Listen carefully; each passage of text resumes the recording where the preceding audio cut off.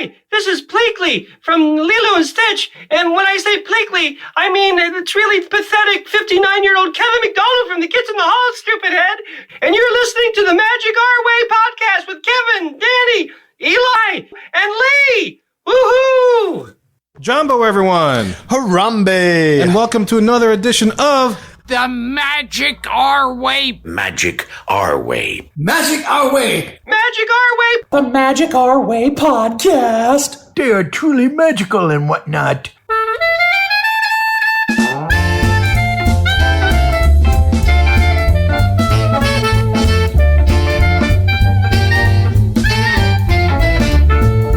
Asante Sana, everyone. You are listening to the Magic Our Way podcast from New Orleans, Louisiana, in the United States of America. We are artistic buffs talking about Disney stuff, and this is a show in which every opinion is welcome. MagicOurWay.com is where you can find us for this show. We are discussing Danny and Eli's trip to the Disneyland Resort in Universal Studios Hollywood. How about that? Indeed.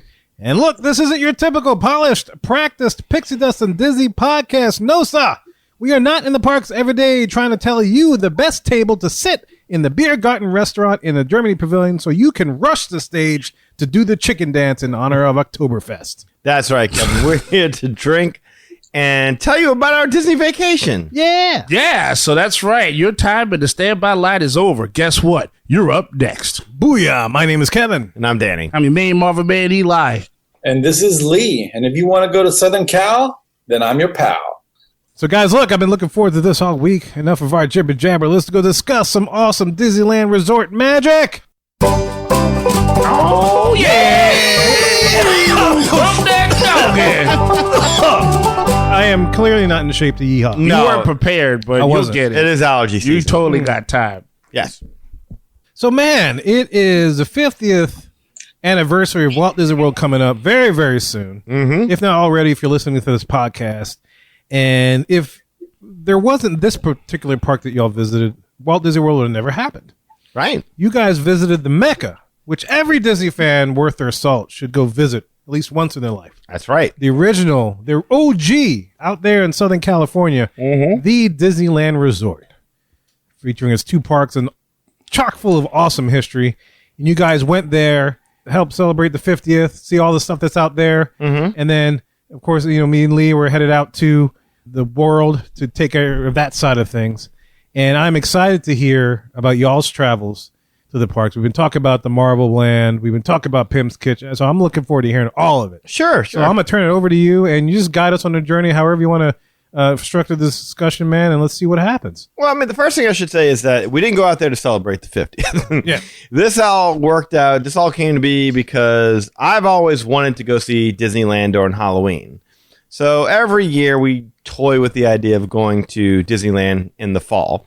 And one particular evening, we're at my cousin's house for a cookout, and they're talking about taking their kids to Disney World. And they've got 4 kids now. They've got a 14-year-old, like 2 boys, 2 girls. One's a 14-year-old boy, a 2-year-old boy, and then an 11-year-old girl and a 9-year-old girl. And so they were talking about going to Disney World, and I'm like, man, you shouldn't go to Disney World with all those kids, all those parks. You're going to be doing so much walking. Those kids are going to be complaining. Their legs are going to be hurting and stuff. It's like, you should just take them to Disneyland. All the same stuff there, but all the original, like the better versions of it. The stuff that they have in Disney World they don't have in Disneyland, I'm good. So I was trying to explain to him. I was like, yeah, it's really kind of cool. His older son, I thought, would appreciate the Marvel aspect of it and whatnot. So as we got to talking, they kind of got interested. So that's how this whole thing came about. It was supposed to be their vacation mixed in with me toying with the idea of going during Halloween. So that's how the trip kind of came to be. And just for reference, none of these kids have ever stepped foot into a Disney park Never. in their life. Wow. Never. Ever. I mean, to have made it that long in life without having stepped foot into a Disney, I mean, the 2-year-old, obviously, yeah, that's okay. But to have a 14-year-old, 11-year-old, 9-year-old, maybe, I don't know. And also his wife had never been there. Oh, didn't know that. Yeah, no, I don't want to say any names. I'm going to try not to say names. I don't know what people want said and whatnot, but so respect. Yeah, that's really what it was. It was just sitting down and eating, and the idea came together. So Now, one thing you really should know before we get into this, because this is probably going to overshadow the trip a little bit. It depends on how it's narrated. Okay, I'm going to try. My cousin is notorious, among the family at least. I'm trying to think of the best way to put it. He has to Economically, he has to win. Yes, and he's very economically He's frugal. frugal. Thank you. I'm trying. More frugal than Eli? Way more frugal than Eli. Yeah, on a vacation. Okay. Yeah. Well, I understand what happened then. My cousin's the kind of person, like, if he was going to buy a lawnmower, he'd go online, he'd check all the prices, he'd figure out which price was the cheapest, and he'd call the other stores and try and figure out if they'll cut him a deal, because, like, so-and-so selling it for cheaper, what do y'all give it to me for? And then when he finally gets his price, he'll call each and every one of us, ask if he's got a good price, see if we knew somebody that could cut him a deal. Yes. It's like he is... Everybody that works at Home Depot, I need the hookup. Yeah, exactly. Yes. He's the kind of guy, like, this is... I don't want to say... Give him one taste. You get one taste. Like, So, like, if a grocery store is having a sale on meat, like a Costco or a Walmart, he will buy large quantities of meat oh, God. and then break it up in a hamburger patty and then freeze it for use later. So if you go at his house for a cookout, you might be eating a cow that died in 2006. That's like Aged. Yes. Yeah. It's not like fine wine. It's just old meat. Aged frozen meat. That's it. And you know what though? But he's a good salesman. He is. He That's his really job. is. He's a salesman also. So Yes. he's a bit of a, he likes to wheel and deal. Yes. I'll say this, like when you are in sales and you kind of know how things work, it's hard to pay full price for anything. That's the thing. Like my cousin's favorite holiday isn't Christmas. It isn't Easter. It's Black Friday. I'm not I'll believe kidding. that. That's awesome. Oh man, that's a great joke though. Okay. It's not a joke. I Like, can see that. he though. goes out every Black Friday. It's like I've never known a guy who just got so amped out and went out and hit up all the stores and got as many great deals. He would scout out the papers, do all that. He's just a very cheap individual. It's a when it comes- methodical. But the problem is on this trip doesn't allow you to really have the No. ability to plan on the spot. It's kind of like, that was something I explained to him from the get-go. Yeah. You can't do Disney and try and pinch every penny. You just can't do it and really enjoy yourself because you're fighting City Hall. Yeah, you're fighting your nature. There's just no way you're going to come out a winner on this. It's just not going to happen. So part of doing Disney the right way to me obviously meant staying on property. And so that was the very first thing that we were kind of pushing for. And obviously every time we go, we've stayed at the Disneyland Hotel, right? Well, we let them pick the dates because we wanted them to go when it would be most convenient towards them, as long as it was during Halloween. And we reached out to Lee to get a price for the stay and for his entire family to go, in tickets and everything included. I want to say it was somewhere between $8,000 to $9,000. Yeah, it was, well, because they got a big family. Yes, You either got to get like a big family suite or you got to get 2 rooms. or 1-bedroom suite, and then you really pile in. Exactly. So, yeah, I mean, it's hard to be that frugal and stay on property. I mean, that's at Disneyland. Well, I mean, not even being frugal. That's just between that money and then what you're going to pay for them to eat. You're in over $10,000. And you got to get there. Flights. Right. 6 people. You got to fly 6 people out. That's not cheap.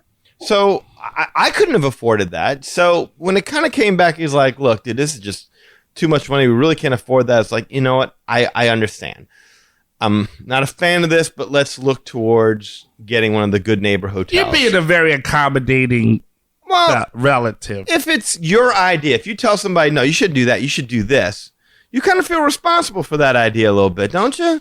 Like, if you tell somebody, hey, no, don't go do that, you go do this instead, or try this restaurant, don't go there. Like, you want to at least make sure that if you're going to say that, you're trying to help them have the best experience possible. Go right? through the gut of it, yes. Yeah, so that was the mindset behind it. And that's why, again, like, when the idea came of going, it's like, well, cool, we can show them the ropes a little bit, give them an idea of what to do, what you shouldn't do, that kind of thing. And so... And that really would have been our first time as well, being outside the bubble. Outside the bubble. If you will, because I've rarely have done that. I know we've done shows about it. Yes. We've talked to people who like to be outside the bubble. So I was like, you know what? I would not mind having this counterpoint and seeing how it is on the other side of the world. So I was curious. And as you were well. saving upwards of like $7,000 to do it too. I want to wow. say it was you were saving a lot of It's money. hard to say you're going to get this much more for your money by staying on property at this point with 6 people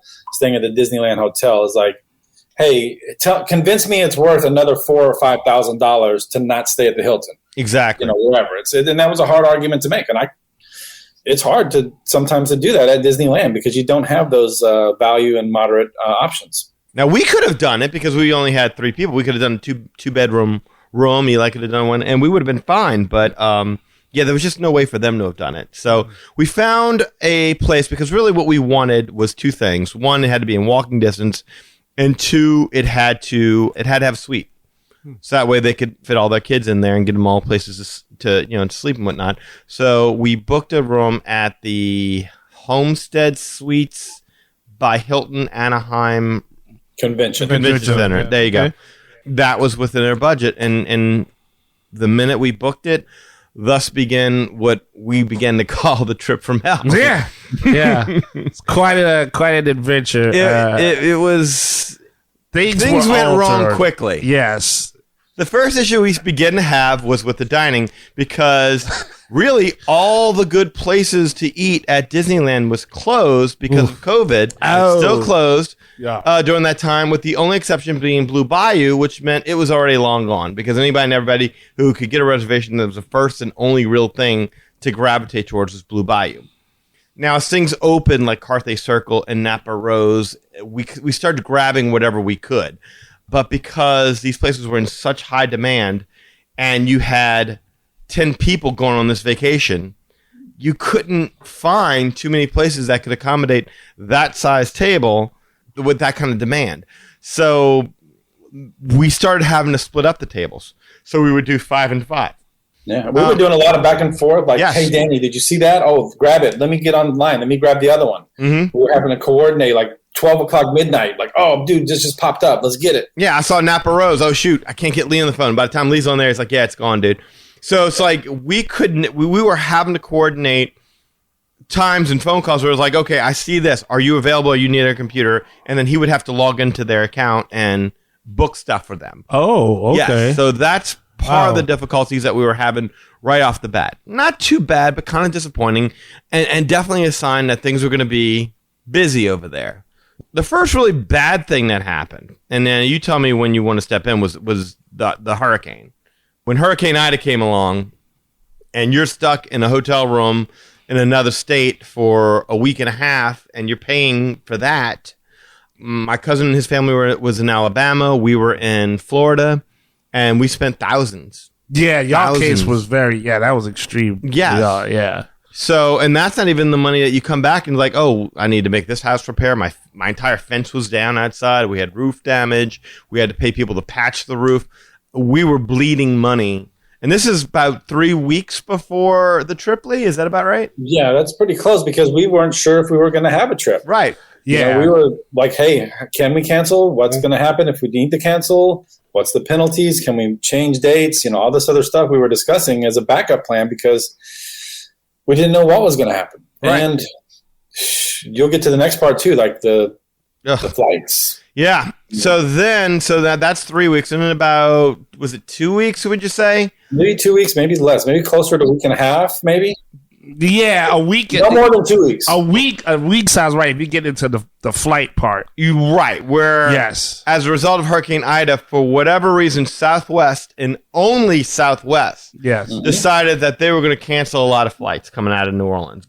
And we, who were smart enough to go ahead and make sure we had a direct flight, because that's a long flight, to make sure you have a direct flight from New Orleans straight to Los Angeles, we had that. And we were going to arrive in Los Angeles early enough to where we had a whole day in the parks. They canceled that flight, and next thing you know, we had an afternoon flight, and by the time we were going to land in California, it was due to be about 5:30 Yes. California time. And then they canceled the flight on the way back, and all they had available was red-eye flights, which my cousin's kids could. Fortunately for us, we booked Delta coming back. Delta, it was a nonstop flight, and Delta never did anything to alter their flights in any way that I'm aware of. But my cousin and them, they got their flights canceled, and they were getting their flights paid for because they had points through Southwest. Which So means it was like a free flight. I mean, it's not exactly free, but for them it was free. And so now I got to pay to come back home. That's tough. so they were already talking about canceling again. So now all of a sudden we're all kind of talking like, okay, are we going to cancel this trip again? Okay. And so this went on for about half a day, Lee? We were back and forth because they were trying to find a flight back because they were like, okay, well, we're willing to pay, I guess, to come back. But I don't know whether it was Delta or I think it was Delta. They looked at Delta so they could be on the same airline as you guys. And it was going to cost them like $3,000 or $4,000 to come back. And so at that point, she was like, we really can't do that. That's not justifiable to spend an extra $3,000, $4,000, or $5,000. Yeah. Whatever the number was for them to get a flight back home because they could get out there fine, but they couldn't get back home. So meanwhile, me and my wife are like going crazy searching flights. So finally we found a United flight that I think was $1,500. And they're like, well, we'll think about it. What are y'all going to do? And we're like, well, they haven't canceled our flight yet. So we really don't have, we've already spent the money on the Oogie Boogie tickets, which was non-refundable. Mm-hmm. Right. So it's like, we're still thinking that we're going to go ahead and go. But if y'all decide to cancel, we'll really have to talk about it. So it took a while, and then they finally decided, okay, we're just going to shell out the money, and we'll go. They were even talking about doing a rental car, like landing in Mississippi and taking a rental car in, but rental cars are so hard to get right now. Anyway, so that's what ended up happening there. So that was that the second time that it nearly got canceled? I mean, technically, like the second time, it was real serious that it might get canceled. And that's like not even taking in consideration COVID. And the concerns that, of traveling during COVID, that one of us will get COVID right before the trip and then not be able to go. I mean, all that was going on. Yeah. But go ahead. I was going to say, on my end to catch up, I had already dealt with all the stuff with the storm. So, yeah, I was looking forward to the trip. So my part was I was just trying to figure out how to make sure to pay everything out that I had because I had a huge remainder left. So, I remember my issue was my job wasn't sure how to arrange paying for me for the length of time I had to stay during the storm, to which I was like, say what? Yeah. Do that again? Need to get paid. That was time and a half. Need that. So that was my little schedule. But by the time I got over that, they're like, oh, yeah. They're like, look, by the 20th, you'll have a nice check. You'll be happy. Say, oh boy, that works out well. So I had my portion, like Lee told me I had to pay. I paid that, and then that's when I got the email about the plane because for listeners out there, I booked the same flight as Danny and his family did. So so that way I wouldn't get taken over by some terrorists or something, and nobody would know what happened to me because everybody know I'm usually late to flights. So I wanted to make sure I had that straight.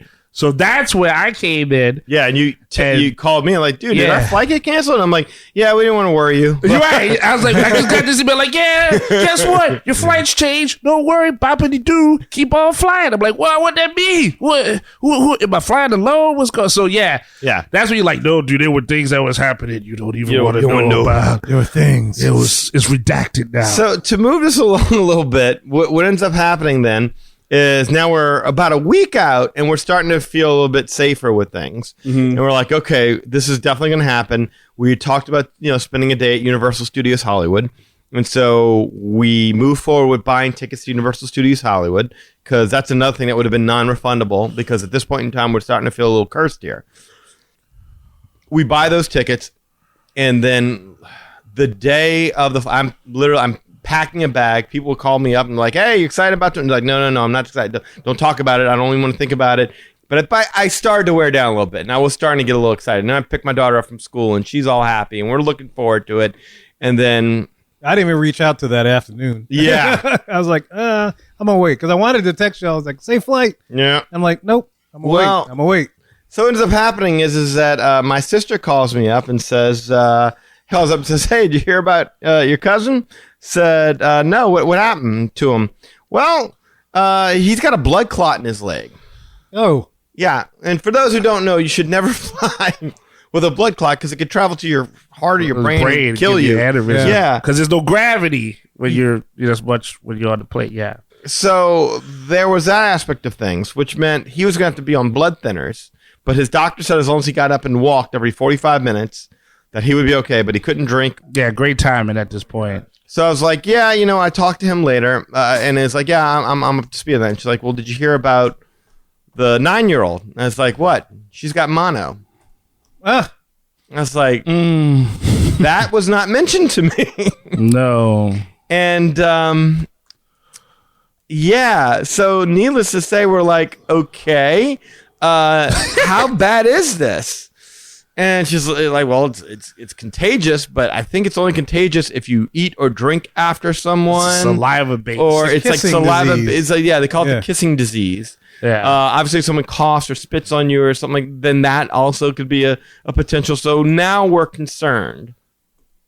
And we talk to them, and it's like, hey, did y'all somehow forget to mention that this is a thing? Because, we're interested to know what precautions you're planning on. I mean, she's a 9-year-old. Yeah. A hyperactive 9-year-old at that at times. Very. And she will grab on you, and she will occasionally go a little You can't crazy. take chances with this 9-year-old is the point of that. And we all got on the phone with them and talked to them as not only people that go on the same trip together, but as parents. And was like, hey, you sure this is a good idea? And we were assured that every precaution had been taken. They had spoken to a doctor, And the of doctor some sort. told them that the child should fly and that they shouldn't cancel a Disney trip, which I don't know. I looked it up. I'm like, can you fly with Mountain? And they're like, no way. You shouldn't. So maybe it was Dr. J that gave them this advice. I don't know. No. Dr. Scholes. Yeah, Dr. Scholes. Dr. Doolittle, maybe. Use my product in the parks. So, yeah. But they're like, oh, no, it'll be I think fine. it was Dr. Nick from The Simpsons that gave it advice to him. Dr. Nick!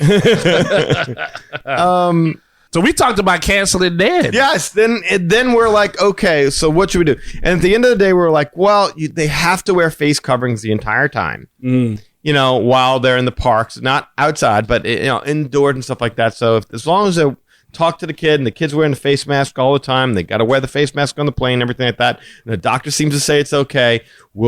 I'll instruct my daughter on how best to handle herself around her, so that way this doesn't become a thing. And so we convince ourselves once again. We got to go. Yeah, and but to be fair, because we were back and forth, but I was like, come on, after everything we've gone through, we got to do it. And, and I hadn't seen Rise of Resistance. That was like, that was my coup de grace. Like, this is the only chance, blah, blah, blah. So, yeah, we just were like, let's just barrel through it. Barreled through it again. We get to the plane. We get on the plane. We land in Houston. And that's where we're going to catch a connecting flight. Unfortunately, we got there early. Unfortunately, the plane that was sitting in our gate was being delayed for some reason.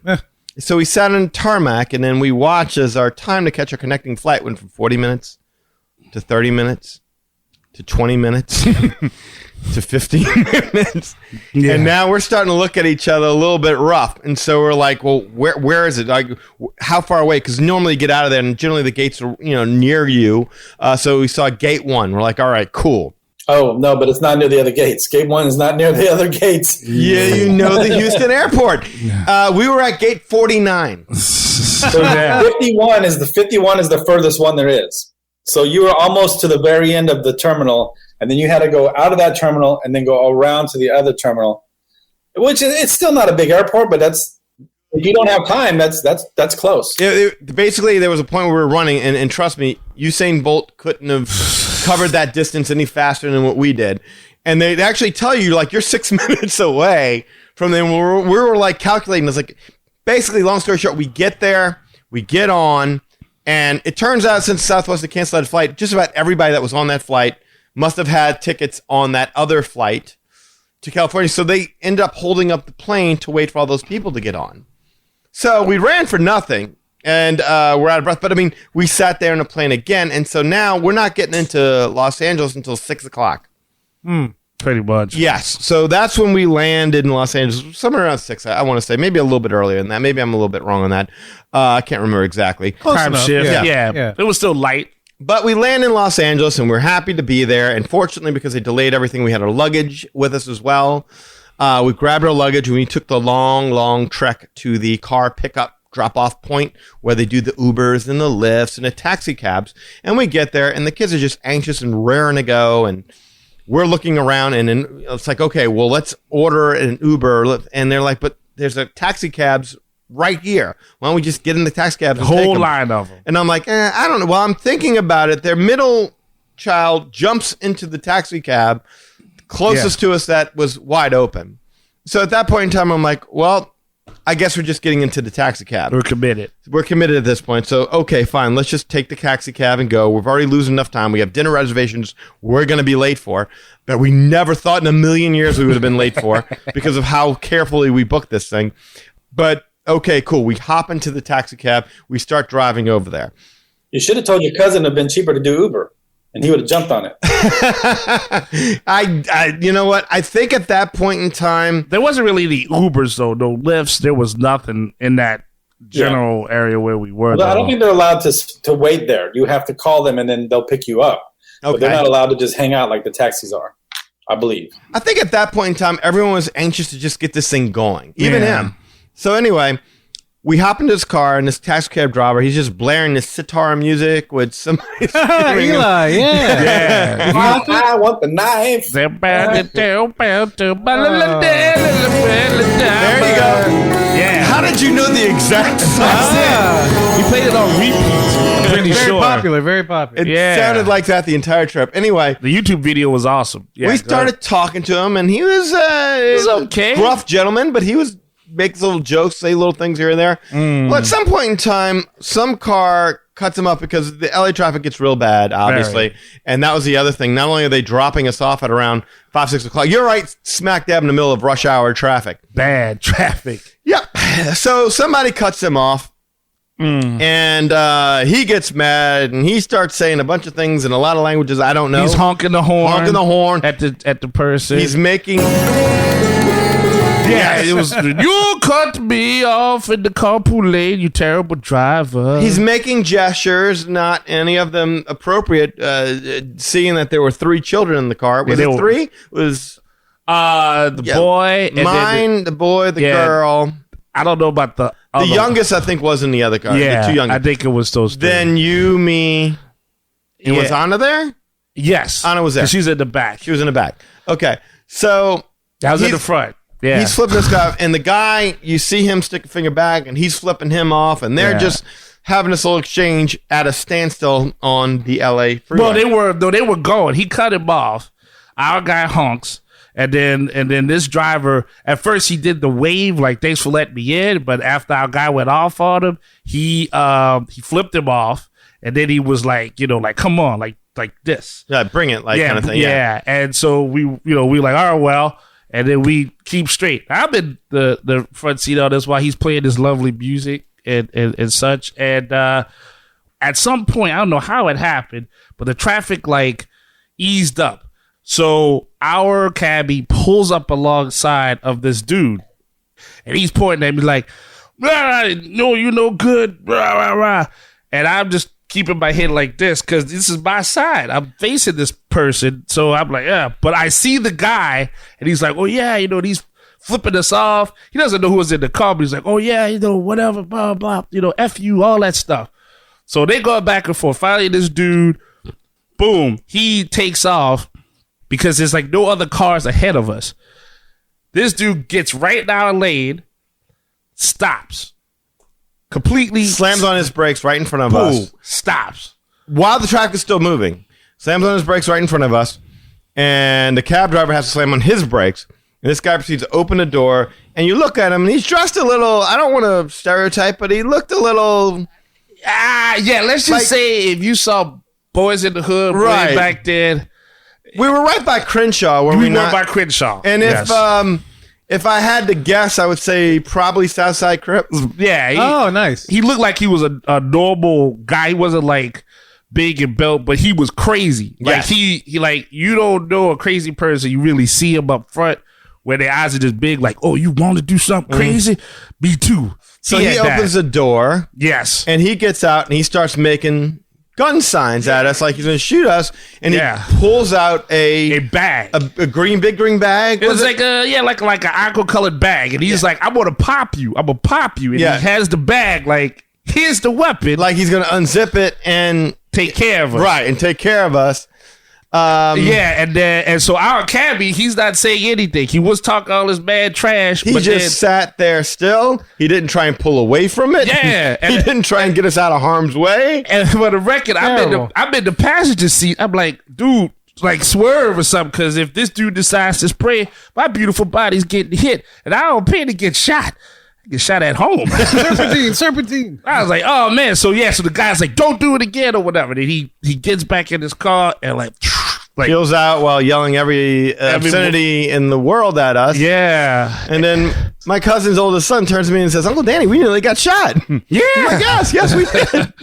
Welcome to LA. That kid had the best time. He's like, wow, I didn't expect to get shot here in California, and oh man. So we kind of crack out jokes and we try to get over being traumatized the first 10 minutes of being there. And we finally get to the hotel. But right before we're about to get to the hotel, mind you, our cabbie he gets behind a big truck that has like all this carpet like sitting on the top of it, like wrapped on the top of it. He's already like, you, and he's talking to us, hey man, hey, don't piss off somebody else. Like this dude might just throw his rug at us or something. Like just get us. Like get us here. You would have thought this idiot would have learned his lesson after nearly getting his fares shot. Yeah. Because of his stupidity. And he's sitting there yelling at this dude and Eli's like, it cracked me up. I'm like, oh my God, it's like, just come on, just half a block more. It's right over there. Oh man, yeah. I was like, just let it go, man, because like you can only have your life threatened once a day. I think twice. I was like, no, man, just don't worry about this dude. He just selling carpet. Don't worry about him. So then we get to the hotel. We get to the Homewood Suites by the Hilton and Convention Center thingy, and we check into our rooms. My cousin goes up to his room, and there are two gentlemen in his room. Whoa, what? Yes. There are just two guys in his room. They're like, can we help you? They're like, what are you doing in my room? They're like, we're supposed to be here. And my cousin's like, okay, well, they gave us this from the front desk. Like, yeah, no, this is our room. And so they had to go back down to get things straightened out. Meanwhile, we go to our room. Oh, by the way, side story to that little cab story. So we had the gun incident. Their 2-year-old son threw up in the other cab. Oh, yeah. Just I don't know if I didn't know that. Lovely. To you, but yeah, that's what happened there. So we check in. They've got two guys in their room. Yes. And they're texting us. It was like, man, what about your room? And like, hold up. I'm looking under beds. I'm checking in closets. We weren't so lucky. Yeah. It's like, no, dude, no dudes. But then like, because we only had like 2 beds and we had to pull out sofa bed. So I pull out sofa bed and I see a blood stain on on our mattress. Yes. So that was a little free. Not only is there a blood stain, like they hadn't even emptied the trash from the people that would stay in there before that. Yeah, I remember y'all like, hey, do you have an extra trash can? I was like, yeah, I got 2 trash cans. Y'all want? Like, nah, man, it's just crazy. Like nobody like emptied anything. Oh, and we got my cousin's wife's birthday package, right? Because her father had sent her like a birthday package thing. Lee ended up sending one later as well, but yeah, they delivered it to our room by mistake. So fortunately, it was us, not the 2 dudes. Not the 2 dudes. Who would have been sitting there eating cookies, feeling good, I guess. Like, they could come visit us again. That was okay. So that's how it started. Yes. We reconvened downstairs. We hightailed it to the parks because we had a reservation over at Storyteller's Grill, or Storyteller's Cafe, whatever you call it, for 7:30. Yeah, nice. For dinner. Yeah. We hightailed it to that. We were already way late.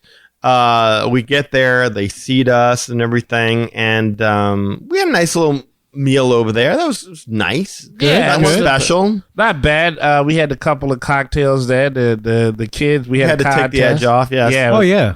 So we had a couple of cocktails. Mm-hmm. The food was straight up. It was what it was. You know what I mean? I would not do like. I thought for whatever reason at the Storytellers dinner. I know they do the character dining for breakfast, but I thought it was also like that during dinner too. During dinner, and that was my bad for just not looking into it, I suppose, because I was wrong. Well, it also could be a situation with COVID; they're not doing characters, things like that. So that could be it too. Absolutely. So anyway, you wouldn't go back there again. No. No, not at all. I mean, it really wasn't anything special. And the kids were all raring to go in the parks, and there's nothing worse you can tell the kids, like, yeah, you're finally here, but you can't go in. Let's go over here now. And maybe in an hour and a half, you can get in there. And so by the time we got into Disneyland for the first time, there was like an hour and a half left of the day. Yeah. I would have think like with the dinner itself, if they'd have had a little more variety as far as like the meats were concerned, maybe just variety in general for a buffet, I think that would have helped it some. But that's my only critique on that, because I ate the same thing or over. something, I guess. It wasn't limited so much. I mean, there was things. It was just really not anything. It's not like, ooh, I can't wait they to got have that. like something like, oh man, I've never seen that before.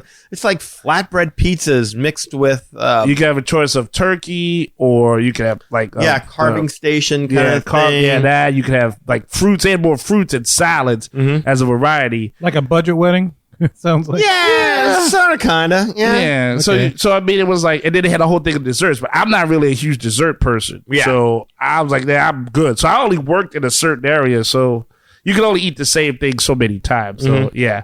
The bar on the other side where we went. It was a Hearthstone. What do you call it? Hearthstone Lounge? That was. I wanted to go over there. Yeah. Like, if I've had to do it all over again, we would have gone over there and Yeah. just had a drink and then made our way to the parks. And Nice. yeah. But anyway, yeah, we finally get in the parks, and I tell you what, after all that, even with all the trauma and stuff, it was really worth it to see those kids when they finally realized what Disney was. However, this is, again, not only did these kids, this is something that we learned immediately prior to this, not only had they not been to a Disney theme park, they didn't know any Disney characters. Oh, wow. Okay. They'd never seen Poor Disney things. movies. They Yeah, never, Where's My Little Pony? yeah, Transformers. like, the the older older son was always like, who's that? Over and over and over again. Like, they didn't have any frame of reference for having seen these characters on screen, so that way they really could recognize them and be like, oh, but they were blown away. And when they wrote Splash Mountain, all they wanted to do was just keep riding Splash Mountain all night. They didn't want to go anywhere Nice. else. They didn't want to do a single other thing. Yeah. We started off with Pirates, and their mind was blown. They're like, that's the best ride I've ever seen. And then we did Haunted Mansion. They're like, that's pretty cool, but we still like the Pirates thing a little bit better because they had a drop. Then they were like, well, you want to see a drop? There's Splash Mountain. It's right next door. And they never wanted to leave. no. How many times did y'all ride it then? We just rode it once. Okay. Because the park was closing. Oh, right. And I'm like, guys, there's 8 minutes left. We have just enough time to get Indiana Jones. Oh, nice. Yeah. So we made a beeline to Indiana Jones. We got him on that. And it must have been more than 8 minutes because then there was like 2 minutes left as we were walking out. And we just got that last Jungle Cruise yeah. ride in as well. Which we lucked out because when we first got there, they weren't taking anybody on the Right. Jungle Cruise, so it worked itself out. And when we left, we knocked it out. I mean, Yeah. that's the beauty of being at Disneyland. I mean, you can't do that at Disney World. I'm sorry. Like, if you come out, you got 10 minutes left. The next thing you can get on is 20 minutes Well, away. transportation will take you 10 minutes just to get there. Exactly. Yeah. Yeah. So we were able to finally have somewhat of a good day. The second day, that was the day I got up early for Rise of Resistance. Yes, thank do you the again for that, by Virtual the way. tour. Oh, you're very, very, very Yeah. welcome. So Eli didn't have to get out early. No, he did So- not. I have to get up. So basically, I woke up. Well, I went to bed. I set my alarm for 6:45 a.m. The alarm went off at 6 a.m. because my wife forgot to turn off her phone alarm to go to work. So I'm sitting there trying to figure out how to shut off my phone. I'm like, where's the snooze button? I know I set it for 6:45. What did I do? Da, da, da. And turns out, no, it was just my wife's phone going off. So yeah, I got up at 6:45. I got on there, and the very first Rise of Resistance boarding group we could get was like 100 and whatever, which equated to about 1 or 2 o'clock. Was about when we could actually get on the ride. Not bad. Not bad. So we didn't rush to the parks or anything like that because we all had a long day with the flight and whatnot. And that was also when we first discovered that transportation was going to be an issue. Getting back and forth between the hotel. But we really discovered it the night before when we started walking to the parks, where we started seeing just how far away we were. And no matter how much you zoom in on that Google Map thing, and you never really quite get, oh yeah, that's a long walk. Yeah. Until you're right there. And I don't know what I looked at, but I thought we would be almost directly across the street, and I was way off. That's a high pressure walk too, because you have, once you get to a certain street, you can't just cross it. Now you have to have someone hit the little button, and you got like, was it like 28 seconds to like get that's a lot of pressure if you've been drinking to try to like get across the street, but you got to do it because there's like 6 lanes of cars just waiting to blow you over. It's like the worst game of Frogger ever. Yeah. And the homeless are everywhere, as I'm sure we all are aware of if you stay on property. I mean, off property. I mean, this is not, trust me, guys, this is not a thing where we didn't know what we were going to be getting into. We knew the area in and around there wasn't going to be near as magical. But the amount of homeless people really surprised me. I knew they were out there. I didn't realize just how brazen they were. They were on vacation too, as far as they're concerned. What was the first guy? He was like naked on the sidewalk? You talking about when we came back? The second night? No, but I was talking about the first night we went over there. There was another homeless guy. I thought he was like shirtless or something like that. No, I thought there was the 2 people. Then there was the other guy that I saw too that had like had no shirt on, just laying down on the concrete. Laying down on the concrete. Like it was like a day at the beach. Like, dude, it's like 12 at night. Like, what you doing? How you doing? Yeah. So the hotel keeps telling us that, hey, there's a shuttle that brings you to the parks from here. But it comes whenever it comes. It's like every 20 to 30 minutes. Yeah. It's a mind of its own. Right. It's crazy. It's not a continuous, it's like a Disney bus where they just constantly. Well, and we'd be like, well, where is it? And she's like, it's just right over there. Right around there. Get out there, right around the back. But I'm busy. I gotta go get the kids. She was never specific about it. I was like, okay, I guess if we just walk over there, we'll find it. Well, what was right over there was a Disney parking lot. So I'm like, oh, so we're supposed to take the Disney parking shuttle to get back to our hotel, maybe? I don't know what this is about, but I mean, I wasn't really sure how it worked out. The very first night when we got there, we went to leave. We ended up on one of those buses. Lee might know what you call them. There's a certain name for those buses. BART? There you go. No, it's not BART. That's Bay Area. It's like touch So of there's art. an art. It was art on the bus. Yeah, it's like touch of art. Somewhat art. Yeah. And because we're like, oh, it's shuttles. Like, which one of these is back to our hotel? Oh, none of these, because these are all paid services. Like, there's a whole big area for that, but the parking lot bus over to the side was like just packed full. So we ended up having to pay $30 to get back on that because the kids were just too tired. We weren't going to walk again.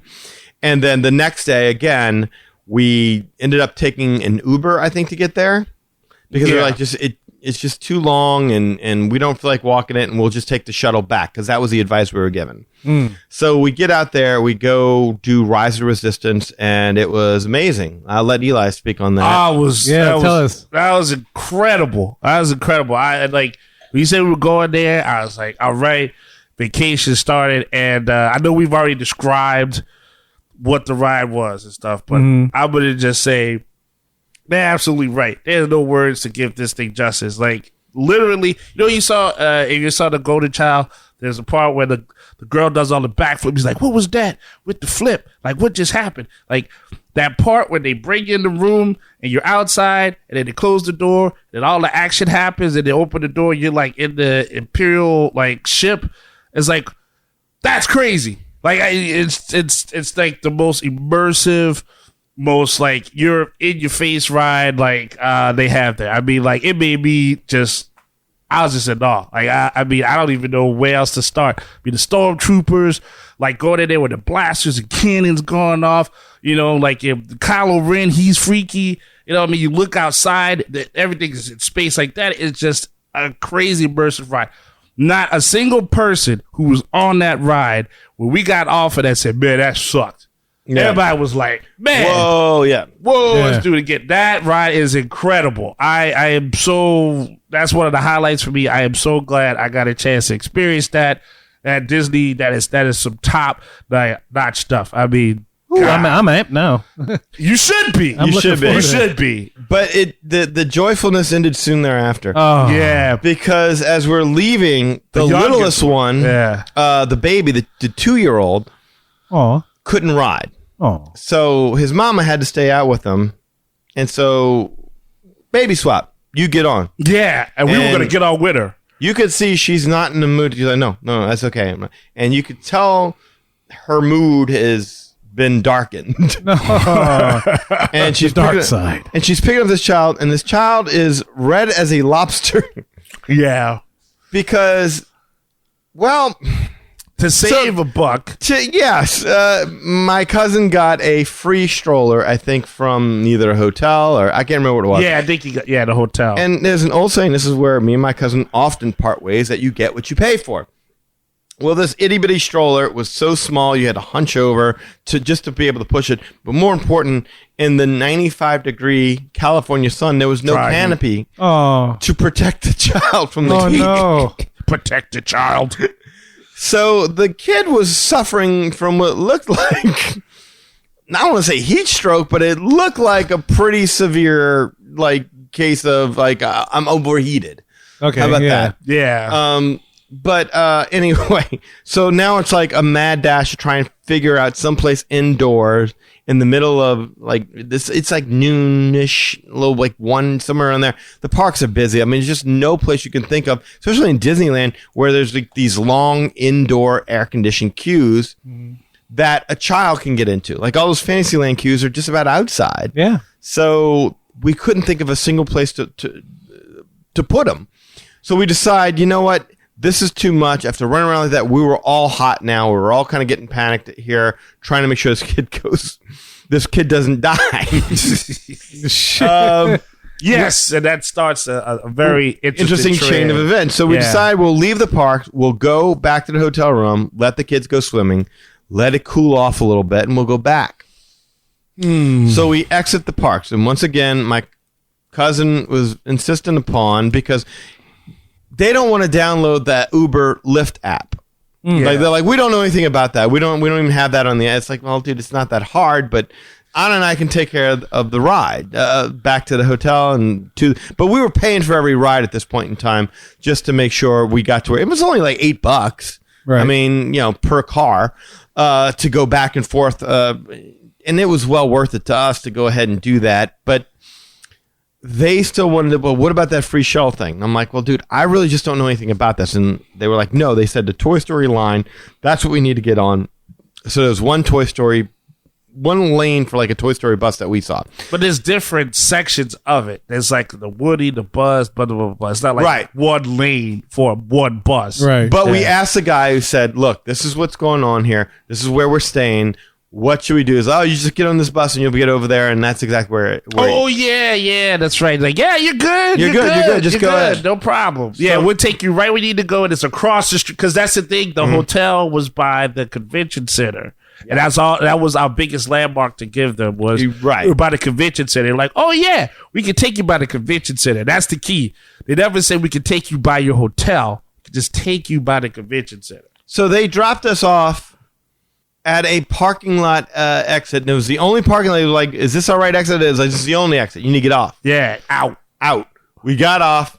We're nowhere near our hotel. Oh, gosh. It was crazy. Yeah, we didn't know where we were. We asked another guy who worked in the garage, and to be fair to him, he was like, oh, you just go out right there. You just turn. But there was also a very attractive woman that got off the bus with us. Mm-hmm. Like, women in California, they're pretty revealing.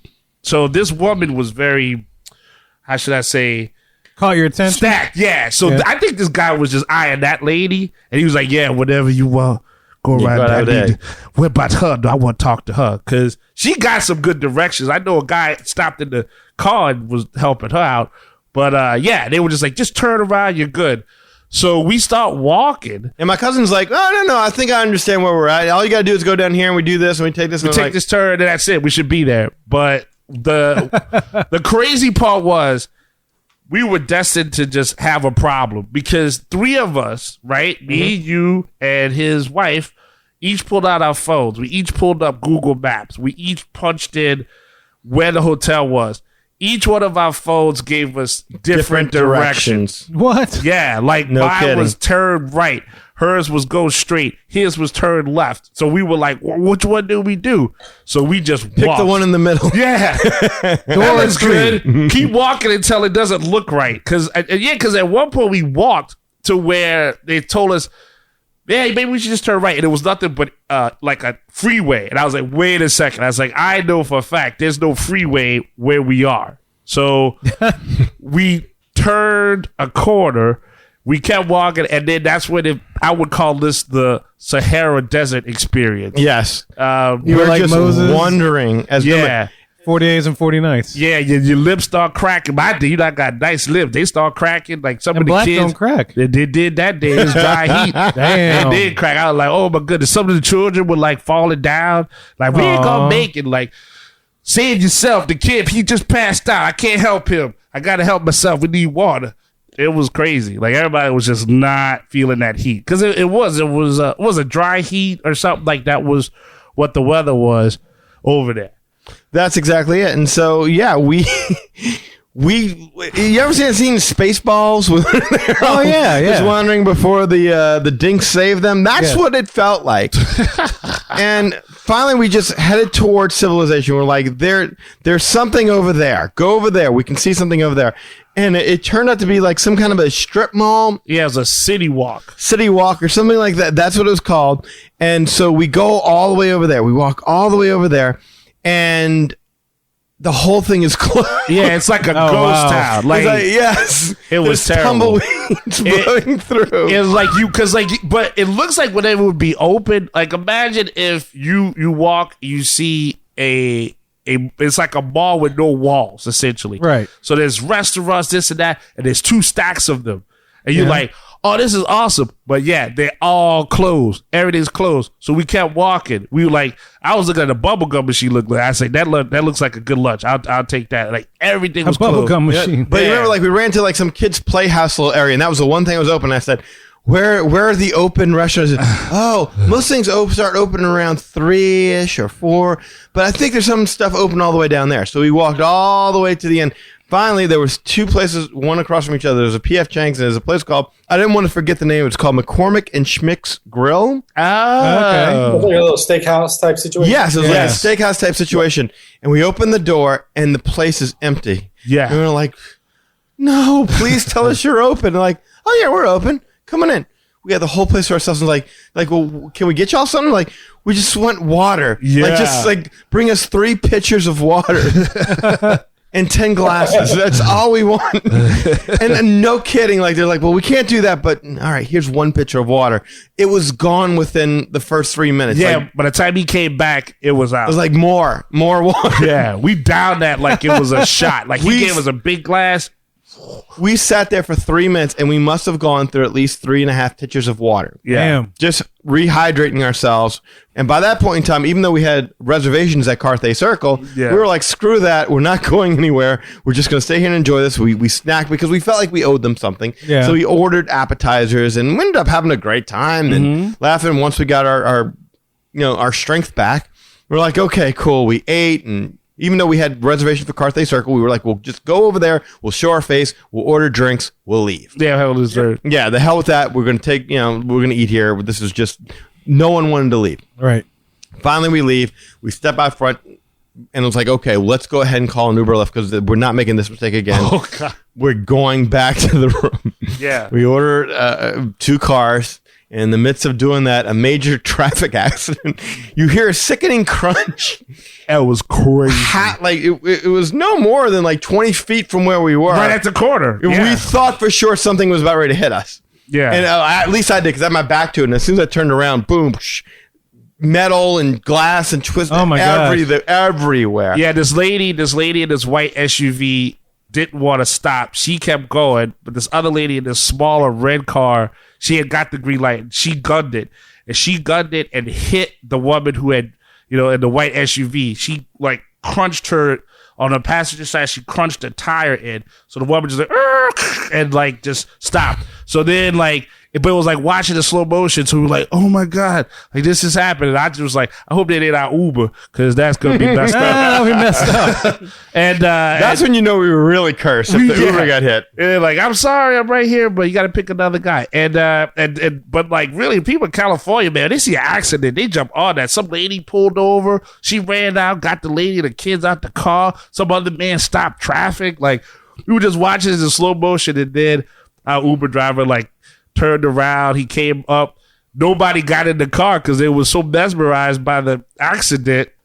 And the kids were like, "Oh my God, I think they're dead." And like the kids were like, "Come on, stop it! Everybody, get in the car! Get in the car! Go!" And you're trying to take their mind off of it, and like you're like you went to the little 2-year-old. Hey, what fun stuff did you see today? I saw a car crash. Oh my gosh. Yes, that's a true story. That's not even It's a like joke. a really Rise of Resistance. You remember that? I saw a car crash. Car crash. He didn't see Rise of Resistance was probably the best thing he saw that day. Car crash. I'm sorry. Helmet, the helmet and everything like that. Yeah, but oh my God, like that. It's like when you're outside the bubble. That's no joke. Like that's just scary. I don't want to be outside the Was it bubble. like a big, huge intersection or something like that? Yeah, it would be like. I guess most of our intersections are huge. I think. Yeah, it sounds like if it's busy, it sounds like the Harbor Boulevard. It wasn't Capella. that Something like busy. that. I mean, Yeah. it wasn't like the road was packed with slow moving traffic. Yeah. But they these big wide streets. They just drive fast because I guess they figure they only have And Furious. how many seconds before someone hits the little button and they can't go anywhere. Right. 'Cause that's all that happened. I mean, it was just those two cars that hit each other. The other cars had waited for their respective lights. So, whew, yeah. You saw an accident. That's good. All right. Oh yeah, Yeah, we wake you up. Lovely, Wake you up. yeah. Then what? Then we went back and then we, We kind of decided had like that we need a break from one another. Yeah. For a little while, we need to just go off, light candles, Do your thing. Watch some say a Jerry prayer, Springer. do whatever you need to do to break the curse. Look at Dr. Phil. Right. So like we'll take an hour and then we're gonna go back. We're gonna keep our reservation for Carthay Circle. Yes. So that way we don't get charged money. Come to find out now with COVID, they don't charge you if you don't show up. Oh, nice. I didn't know that. Lee, did you know that? Well, I did not because I got charged. I got charged for a reservation I made on accident. I made it for the wrong day, and then I didn't cancel it, and it showed up on my card. But this was for Walt Disney World, so maybe Disneyland's being a little different with it. But that is good advice to know that because Well, I can only speak for Carthay Circle. Even the guy said that. Okay, so maybe they're being lenient or whatever. He said, yeah, because of COVID, he's like, no, I can only speak for us, but as far as I know, that's how it is. Interesting. All right, cool. Because so that's good, yeah? we got there and so the first half of our party got seated. The second half, they were running late. My wife goes and sits with the kids. They order quesadillas because I'm like, what part of don't order anything Yeah, did that you whole not thing get? got confusing for me Right. because y'all were trying to figure it out, and then I went up with them first, and then I sat down with them. Well, we're trying to figure out how we're going to divide up the tables. Okay, But then when they finally got there, and then they've got to wait in line to get their table, and then by the time that happened, you could tell they just didn't want to be there. Like, it was just like, well, it's taking too long to get our table, and you were getting that vibe that they would just prefer not to be there. When they talked to the guy, and the guy said, yeah, you won't be charged if you. They were like, yeah, we're just gonna go ahead and go, and I'm like, okay, and that's when I called up my wife and said, okay, they want to leave. Because they're not going to get charged. So if you're ready, let's just go and we'll just say we're sorry. And she was like, well, they already ordered food, so I need to stay here and at least pay for that. And we're like, okay, cool. So we went off. You and I think we went off with them. yeah, we went with the youngest one. Yeah, Well, and his Anna folks. stayed behind with all their kids plus our one kid. Yeah, with the older kids. Right. Yes. And I think that's when we went and we took a walk Did around. Phil Her Magic Did Phil with Her Coco. Magic. Oh, nice. Yeah. What a nice addition that is. Coco? Very much. Yes, I mean, Awesome. you could see it online. I mean, it's not like you get that much more by being there in person and Right. feeling it, but we were definitely in the moment. You Like that definitely was feel it. You definitely Yeah. feel that aspect when the guy he's blowing the fire is like right at you. You're watching Donald get bounced around. I mean, yeah, and the little boy loved it, at least to a certain extent. And then at some point, his mom took out of there and said that the boy was having issues with it. I don't know. I didn't see oh, that. wow, I just really? felt bad he Yeah. didn't get to see the duck. Bro. Right. Like, you know? He seemed to be having fun, but next thing you know, he was gone. Yeah. Plus, he was having fun playing with a little cutout of Donald inside the ride. Like in the queue, there's a cutout of Donald. And he's like playing with the cutout, and finally, Casper's like, "Can you tell him not to do that? I mean, it's okay to touch it, but he's being a little rough on Donald." Yeah, they were worried. Like, I have a toddler too, and they're kind of strong. Don't underestimate them. Like, what? Your toddler's the Hulk? Like, don't underestimate a toddler? Like, how strong is your kid? Been on the roids. I mean, Yeah. the thing was pretty well up there, but it sounds like it was like what do you call it? Like, what's that stupid Superman movie where he just pitches a piano across the room? Oh God, Superman Returns. Yeah. I mean, and it was like, because he was playing with the instruments, and they were kind of anchored Yeah. onto whatever Yeah. the backdrop was. So It did. Yeah, I didn't think that 2-year-old could do that. Yeah, Yeah. And a few kids came up there and joined them. I Yes. remember a family came up there and stuff. but- Started something. After Yeah. that, we went over to Monsters. Monsters. Okay. Got to go see Mike and Sully to Rescues. Very nice. Nice little dark ride kind of thing. Again, Yeah. it would have helped if the kids knew what they were looking at. Right. That's You know, that I was can relate to it. Yeah. So did they not think like, hey, you know, we got this trip coming up because we planned this not last minute. There was a good month ahead of time to maybe show the kids some movies. Like, hey, you know what? Let's check out Peter Pan or whatever, or watch a couple of the movies. Might have been a good idea. Look, can I tell you, these kids know every horror movie character there is. They've watched every Halloween. Halloween. They know it all. And I'm talking about all the way down to the 9-year-old. Now, I can't speak for the 2-year-old. I'm sure they're not showing that. But they know all that. They know the Nun, all that. They know all that. But they not a single clue about a single Disney character. That's true. I remember they asked me about that. It was like, yeah, you ever seen the nun? I'm like, no, I used to go to a Catholic school, so no, I don't want to see nuns no more. Trying to break away from that. They hit you with rulers. They ain't giving up none. And they might like Halloween Horror Nights, I guess. Okay, so we'll get to that because they were bummed that we didn't get to do that because we did go to Universal Studios and they kicked us out promptly. So we stayed way longer at Universal Studios than what we had planned on just because we were digging it so much. And they even liked seeing the merch in the not only just the merch but like the outside of the mazes. Yeah. Where they have the bodies covered up with sheets, so you can't tell that that's because it's daytime and that's supposed to be showing that kind of thing, I guess. But anyway, we saw Monsters Inc. What did we do after that? Finally, we reconvened with the other kids. Yeah, I'd have caught up with us. No, you know what it was? Buzz Lightyear. We did Buzz Lightyear, right? You know, California Adventure? Oh no, we went to the pier. That's what we did. We went over to the Pixar pier. Oh God. Yes, and then because then we did Toy Story Mania. We did Toy Story Mania. Toy Story Mania. I apologize. I'm sorry. Yes. Shooter, that's okay. Yeah, I remember. makes I was sense. gonna say I know we shot stuff, but because at that point in time, these people who are like, hey, no, they're not that hungry, and they just ate and everything like that, so we don't need to stay at Carthay Circle, are all asking for food.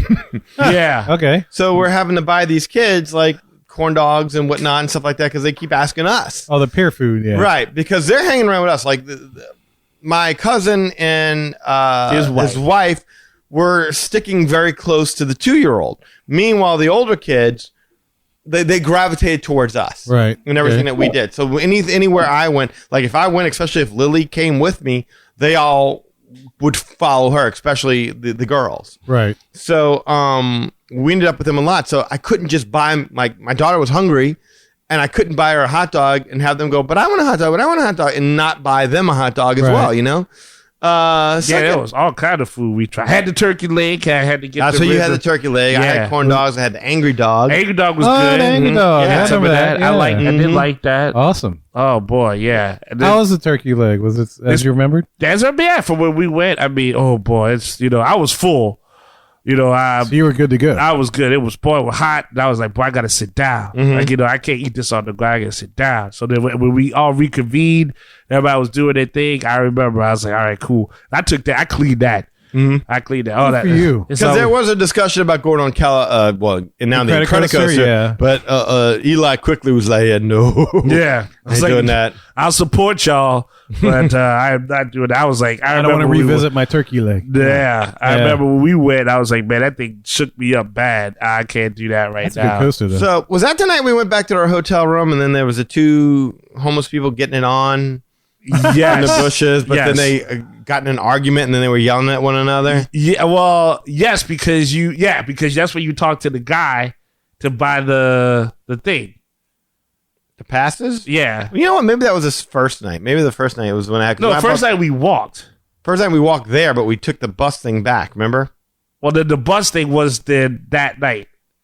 Because that's the first guy we dealt with. And whenever you talk to that guy on the bus... Not important, but whatever happened, There's some more we're taking this people. bus thing back. Yeah. And they pull up, and you can clearly see what's going on. And even the bus driver's looking over like, and you're waiting for him to be like, I'm going to drop y'all off in a different location. But he stops, he looks. We're going to stop right here. Yeah. He's like, home with sweets all out. All out. Get out now. Out.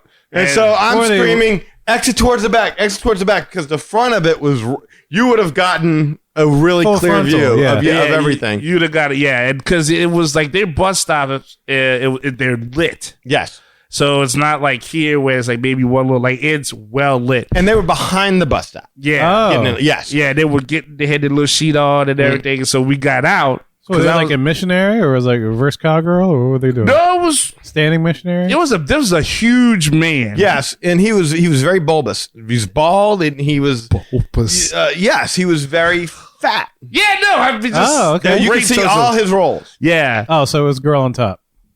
That's what I would picture. But like I said, as we were getting off, as I was kind of exiting back and I looked over, they had gotten into a fight. Yeah. Like, I don't know if we interrupted their lovemaking, and she was like, you promised me a more secluded bus stop. All the other crackos get the really nice stuff. He's like, well, what you My want? sister's a better bus stop than this. She got the one on there by Hollywood. She gets everything. Yeah. She's Well, so like- perfect. He's like, what you want? I got you some good meth, didn't I? That stuff costs. It costs. I don't know what happened, but it went quickly from there was action going on behind the buses, and you could tell something was, and then from that to she was standing and he was still on the ground. So I think she was on top, and then it turned into a yelling thing. Yeah, but then I think at the end, like, because I never saw his face. I just remember he had a huge word on his tattooed on his back. Yeah, I like, remember the tattoo. I don't remember it being Yeah, it a could have word. been like Kingpin or something. Yeah, like I'd it was say a Precious. huge, yeah, lovable, love bulbous. Teddy. Like, Yeah. you know. And I remember he was like, I need you to rub my back, because that's what I remember. That the tail end. And I remember she grabbed like a piece of fat and she did that fat. It's like, ew. He looked like the dude from Saving Sarah Forgetting Sarah Marshall. Who? You remember like the guy that was on the buffet line, the big fat. Oh, the big. Okay, Yeah. yeah, okay. I never saw his face. He turned when I got off the thing. It's like The Sopranos. It's over. You need to get over it. Are those happy tissues or sad tissues?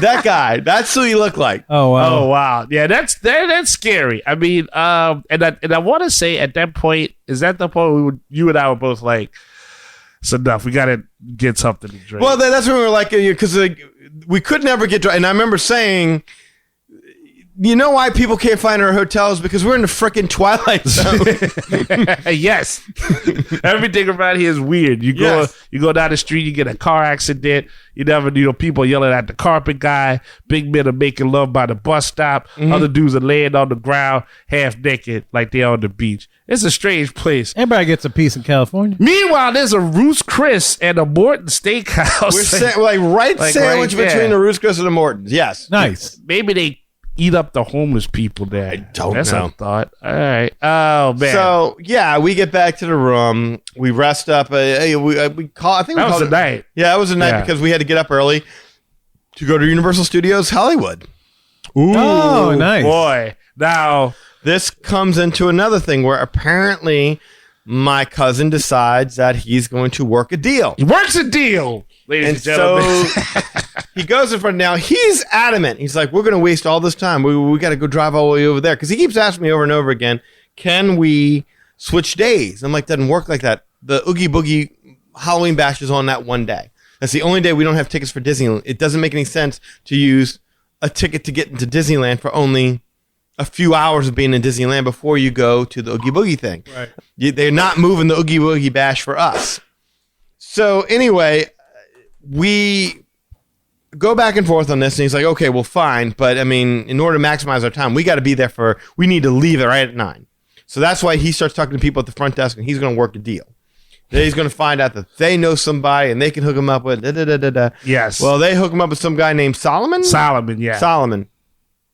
And we're going to go downstairs, and at 9, we're all going to leave. Well, 9 o'clock, no Solomon was there. cousin. Yeah, he was there. My cousin and his family didn't show up till about an hour Oh, yes. after the time. We woke up, we got showered, we got dressed, we were ready to go. We didn't eat or nothing. All we did was have some coffee. And well, not you, but I did. We woke up. We were ready to go. We sat around waiting for an hour. Finally, they come down, and one of the bus driver, he's getting these two guys driving two shuttle vans. Yes. For $130 a piece to get to Universal Studios Hollywood from where we're at. And even to me, I'm like, that doesn't sound right. That sounds a little pricey. But one way, right? One way. Yeah. Not And then- both ways. Okay. One way. And then they would only accept cash to boot. Nice. So we basically cleaned out all of our cash Our to resources. pay yeah. for these guys. But I mean, they kept us sitting there for another 20 minutes while they waited for the other guy to show up. And so by the time we left out of there, it was about 10:30. And now we've got an hour and change commute over to Universal. Universal. Yeah. It's not close like in Florida. It's like 37 miles away. Right. But with Los Traffic. Angeles traffic, yeah, it takes forever. But as I'm there, I'm looking at the lifts, and I could have got a lift for the exact same amount for like $87. Yeah, I remember. I remember I took a saying picture of it and sent it on. And I'm like, this is stupid. And it's not an extravagant experience. I mean, the gentleman, we did more talking with our driver. Than they did with theirs. Yeah. You know, we had to, I mean, he was very, Except for the fact that he was mad at their driver for making him late. yes. He was mad at their driver for a bunch of other things. And he drops us off at another location. called his other driver grandma. Yeah. And drops us off at another location because he's like, we're going to wait in the parking lot for them to show up. Then the guy leaves them behind and just drops off the other party at the front of the gate.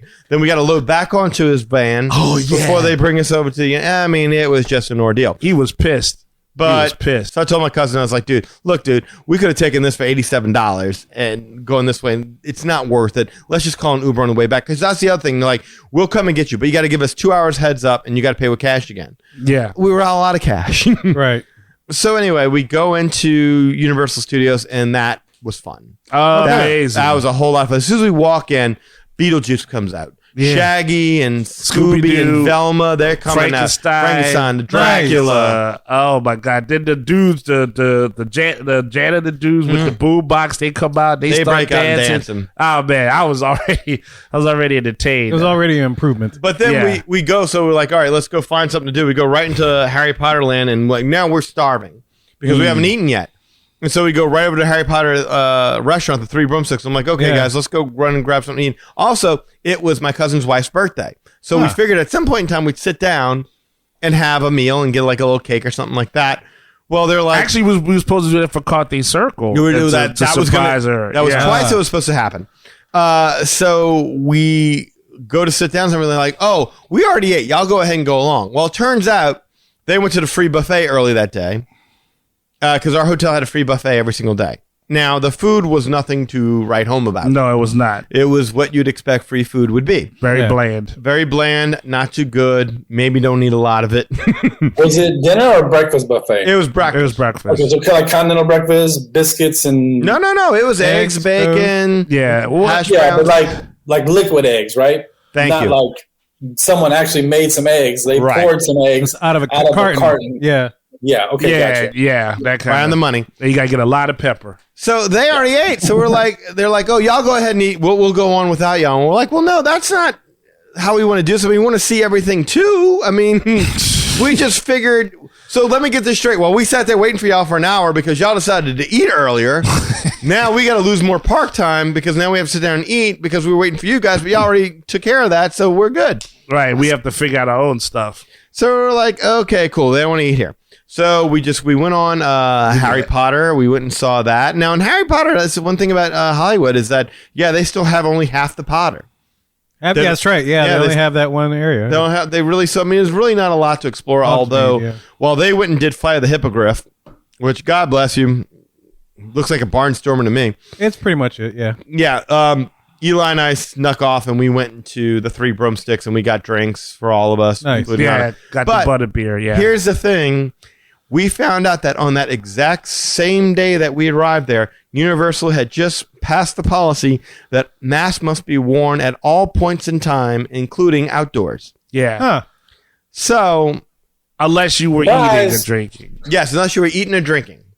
So we needed to consume lots of drinks and everything in order to be able to breathe. Yeah. Because that's a little suffocating. Yeah, and they did stop you. There was like, I mean, one guy was very cool about it. He's like, "Hey, I hate to tell you this, but you got to put on your mask." I'm like, really? But we're outside. And he's like, yeah, that just happened today. I'm sorry, dude. He's like, "I got to keep my job." I was like, "Man, I got you." Yeah, no one wants to get you fired, but I mean, it's like, I need to breathe in this thing, man. How much carbon dioxide you want me to take? No. So anyway, that was another thing. But then, so we see Harry Potter Land. We go get drinks and everything. We're having fun there, having a good time. Don't forget Harry Potter stops the second time. Oh yeah, we around. went on twice because of the baby swap, and then Harry Potter stopped right in the middle of it, and right when the Dementors attacked. Yeah, all we wow. saw was a blank screen, Oh, that's hanging kind of backwards I was like, or whatever it was that we are. but at least we went upside down. But yeah, we played good rock ride. paper scissors while we were stuck there. We had Yeah. a tournament, and you got knocked out first. I got knocked out second, Yes. and then How long were you all my daughter stopped? Lily won, didn't she? Yeah, How long were y'all stopped? oh, maybe like 5 minutes. Oh, that's not too bad. Yeah, Yeah, not it too was. bad. But I was. It was I just an liked that. awkward angle to be stuck at. Yeah, and I like. I had never been on that ride before. And I liked the dragon. So like, Yeah. Oh, yeah, when yeah, coming yeah, through the yeah. screen. So I was like, oh man, I missed that. That's the part. one part that you missed. Yeah. Yeah. So we got to see that. Then we go to the Simpsons Land over there. And we stumbled upon that next. And that area was actually really cool. It's Really actually immersive. better than the one in Florida. Oh, okay. I mean, they have like a whole thing with the jail, and they have like Moe's Tavern. right? Like Well, Moe's Tavern and Krusty Burger and all that. That's over there. But they had a few things there that I don't remember seeing at the one in Florida. Okay. Oh, Like, yeah, there you go. I'd have to go back and look at my Yeah. pictures, but I mean, like they have the DMV where Patty and Selma work, and you know they had the Springwood sign with Ralph being hung by his undershorts on it. I mean, there were little things to see all over. It was a very immersive land. It was like I kind of enjoyed it. Like of all the things, because we hate with a red hot passion. None of us will ride that Simpsons ride. Oh, yeah. The one themed after Back to the Future. We all rode it before, like, and we all got like It's a little queasy. It's rough, man. Like, Yes. yeah. So, anyway, we sat around there. We had some drinks at Moe's Tavern.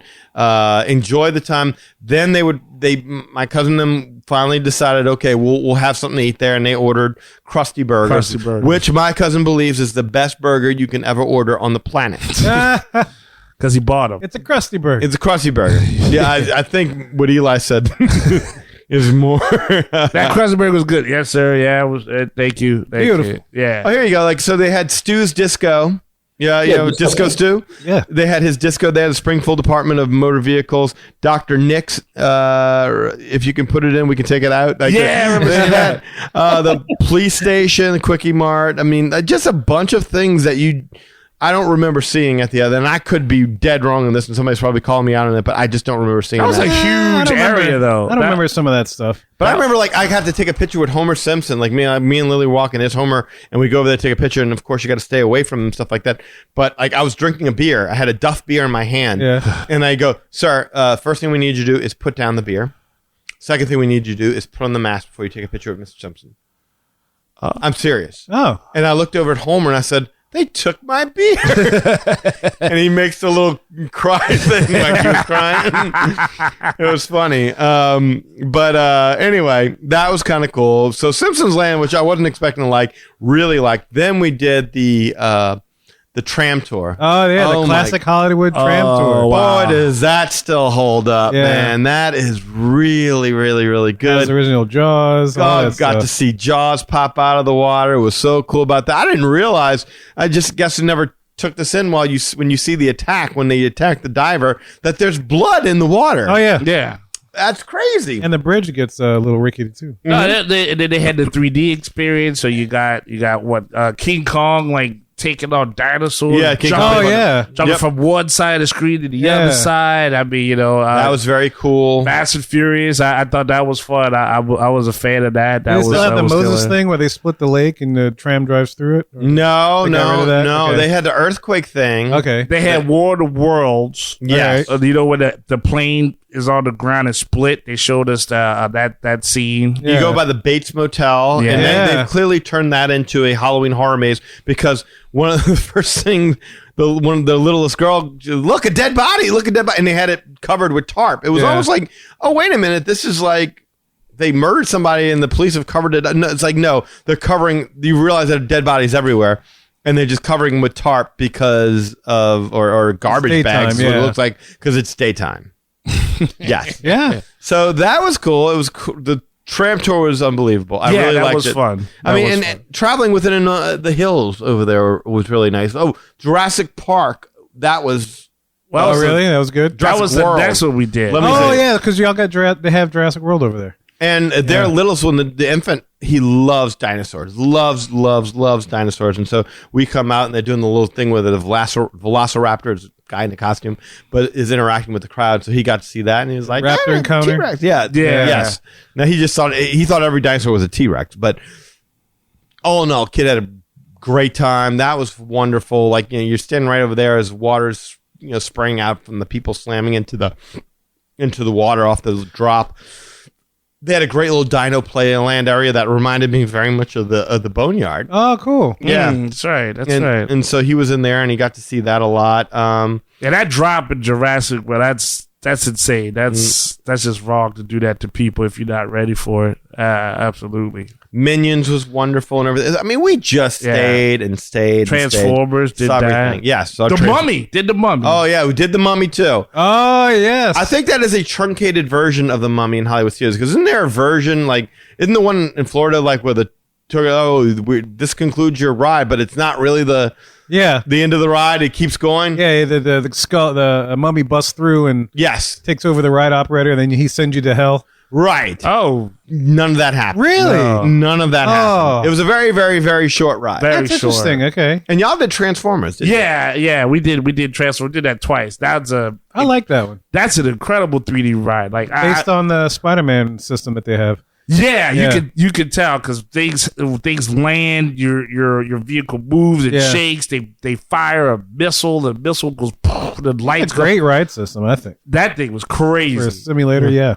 So then, we did everything we could to take in as much of it as we could, but then, we were there until the park closed at 6:00, and by the time we were heading over to Oogie Boogie thing, we didn't get there. I mean, we went straight over there, and we got there around 7:30ish.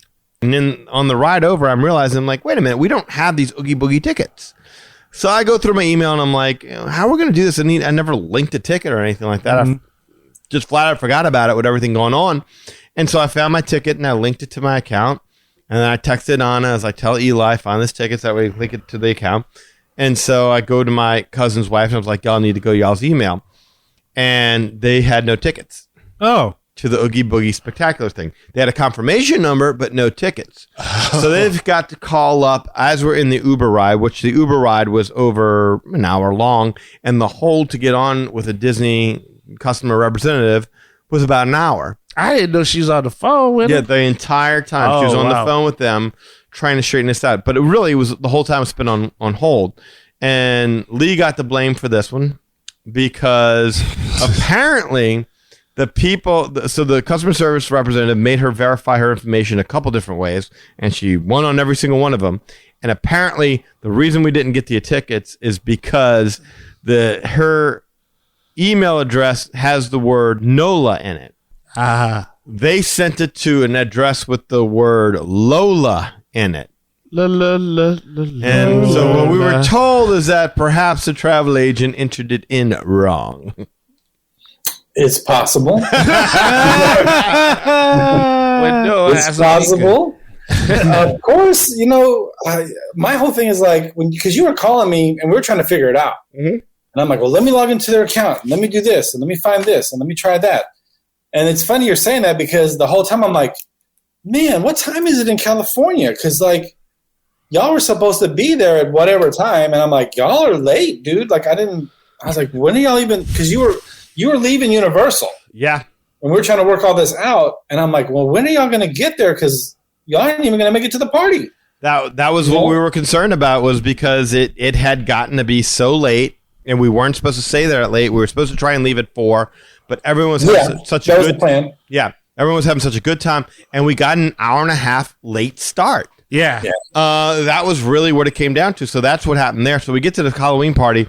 That's late. Then Eli's phone trying to link up his tickets didn't work. Yeah, my phone was dying. I couldn't link up to any of the Wi-Fi there. I mean, I was like, where am I supposed? He said, you got to find an email. And I mean, that was nick of time stuff right there Yeah. because we went to the. I texted you afterwards, and I realized what had happened was that with Walt Disney World and their Halloween party, we sell the tickets as travel agents. So we go into our travel agent portal, we buy the tickets, we send you an email, we send ourselves an email. That way, if something doesn't, happen, then you've got proof and I've got proof. Right. Well, I didn't think about it. I don't even remember if it was that night, later that night, or the next day. And I said, oh, man, what happened was Disneyland doesn't pay us commission on those tickets. So I was having to go into each person's personal account and just buy it from there. Mm-hmm. So I went into Danny's account and I bought his tickets, and I went into Eli's account and I went to her account. So you would think that the technology would be such that as soon as you bought the ticket, it would link it to your account. Mm-hmm. But no, Did not. I'm really not disappointed is not the right word, but it's kind of frustrating that the Disneyland system is so different than the Walt Disney World system, and the way that it works, and the way you link things, and the way you make your park reservations. Because even then, you were supposed to make a park day reservation, but you didn't actually confirm it until 3 days before you got there, and we had to do some other stuff. Mm-hmm. It's just weird the way that it's totally different system with Disneyland than it is with Walt Disney World. Yeah. Even though they both got this reservation system, and they both have you can't even do it at the same time. With Walt Disney World, you do your park reservations immediately. As soon as if you're traveling a year and a half from now, you can make your park day reservations a year and a half from now. Mm-hmm. While Disney World, no, it's 120 days out.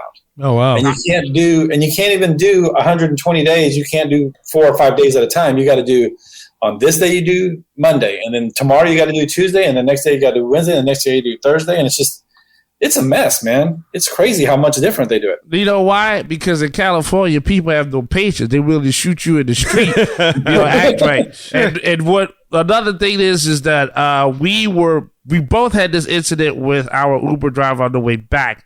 Whatever the address is that you need to get to California Adventure. Oh yeah, that was the other hang up. Yeah, they bring you to Paradise Pier. Yeah, what? No, they bring you to Paradise Pier. Well, they bring you to there's a Paradise Pier hotel. Right. Yeah. And so it's nowhere near Disney. It's just this So hotel. is that them bringing you to DTA or is that them bringing you to TTC for Walt Disney World? No, there's only one Uber drop off and pickup, and that's directly at the exit of the area where the buses are, right by Disneyland and California Adventure. Oh yeah, South Harbor. Yeah, right, exactly, in South Harbor. This, for whatever reason, when they were entering it into the app, if you put "Take Me to Disney California Adventure," both of them took us to Disney's Paradise Pier Hotel. Yes. Which also caused further delays. I mean, it really got to be the kids couldn't even wear the costumes to the party. That was the whole idea, was we're going to go back to that room. They were going to wear costumes. Yeah. Yeah. My daughter had to put a bag on her head, and she was baghead. That was her costume. That was how she improvised. It was a miracle how that happened. And the thing is, though, they don't have much patience there. I mean, the guy was like, "Oh yeah, here, I brought you here," and Otto was like, "No, we need to go here," and we kept going back and forth. And then finally, the guy was like, "Well, if you didn't told me South Harbor, I could have got off on the exit." And I was like, "Hey, mister, we don't live here.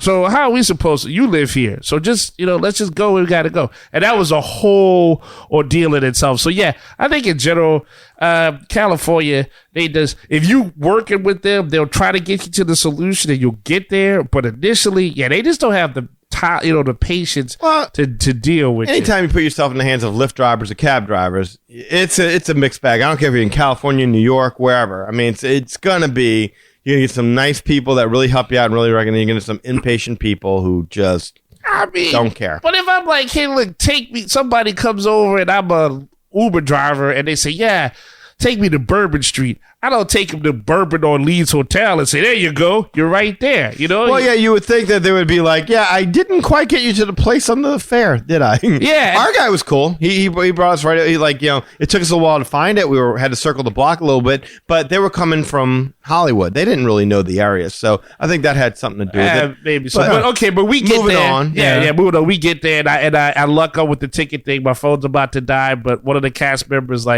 pull it up, let us scan your little Q scan thing. I happened to find one, and they hit it. So boom, we were in there and off to the races. Yeah. Now we didn't get to see much of the. If you asked me, review the Oogie Boogie Bash, I couldn't because we really didn't see anything. We didn't see the parade.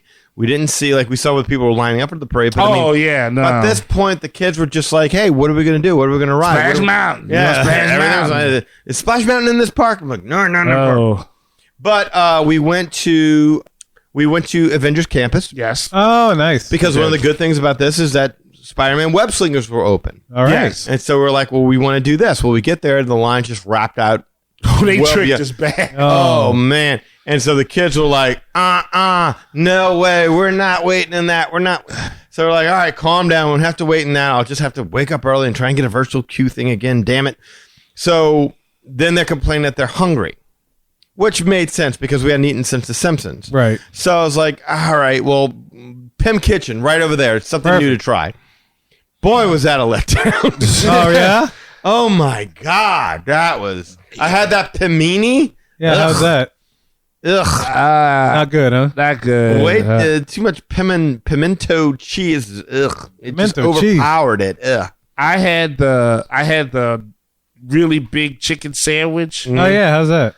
Really flat. It was I was thinking it would be like a Chick-fil-A kind of sandwich. Nothing as good as it used to. It was like a chicken patty that was like that thick, but it was a big Like they thin chicken tenderized patty. it and then they fried it up? Yeah, it was kind of like it was like like chicken fried steak. That's okay. what it kind of reminded me of. But the bun was like, oop. But like, I thought it was gonna be like this chunk of meat there, and then all the drinks were disgusting for the most part. I tried to tough out the one you were like, hey, try that one. Yeah, there was the beer. Like they have beer cocktails over there, and so Yeah, this one had yeah, vanilla remember ice that. cream in it. And it just sounded unique. that. It was like a stout beer. It was a stout beer with ice cream float. in it with marshmallows. Yeah. So Oh, wow. the marshmallows was good, but the stout beer itself, it didn't mix well with it. I didn't think, but it kind of had this root beer aftertaste. But it was kind of weird. Kind of weird. The best of it was the experiment, the experiment. Experiment, yeah. Yes, and that even like they had like a spicy, like a cayenne kind of like spicy flavoring to it. It was like a tequila drink with boba balls in it. Yeah. Oh, gosh. And it was okay, but it wasn't like I was just like, can I just get like a old fashioned or something? Like, yeah, no, we don't do that. We'll do just that. what it says right over here.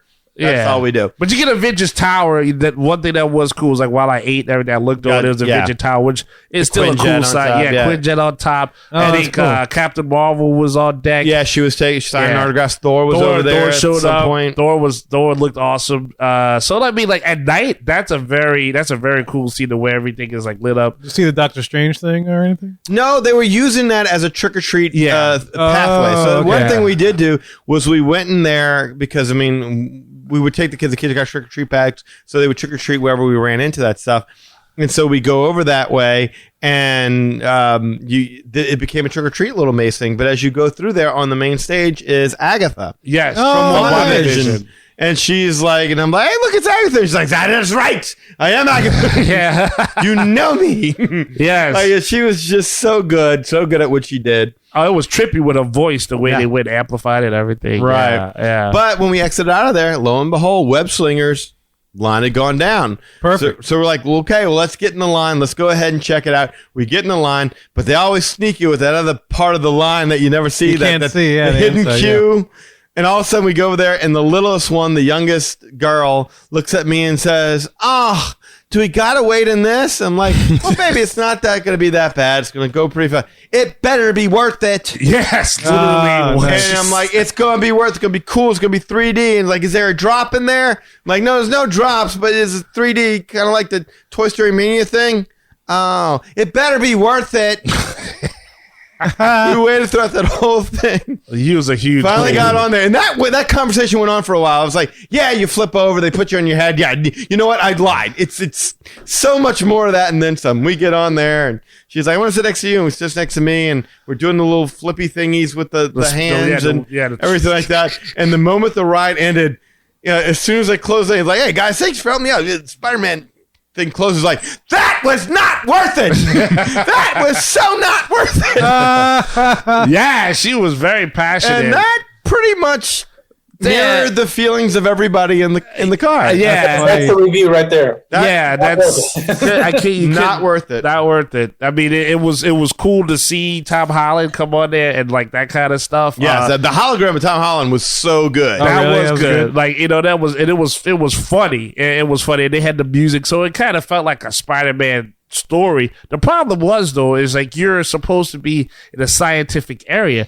but it looks like you're working at a warehouse. Like literally where I work, I felt like I was in this place. Like they still punching time clocks. Like if you're in a scientific area, how you punching paper time clocks?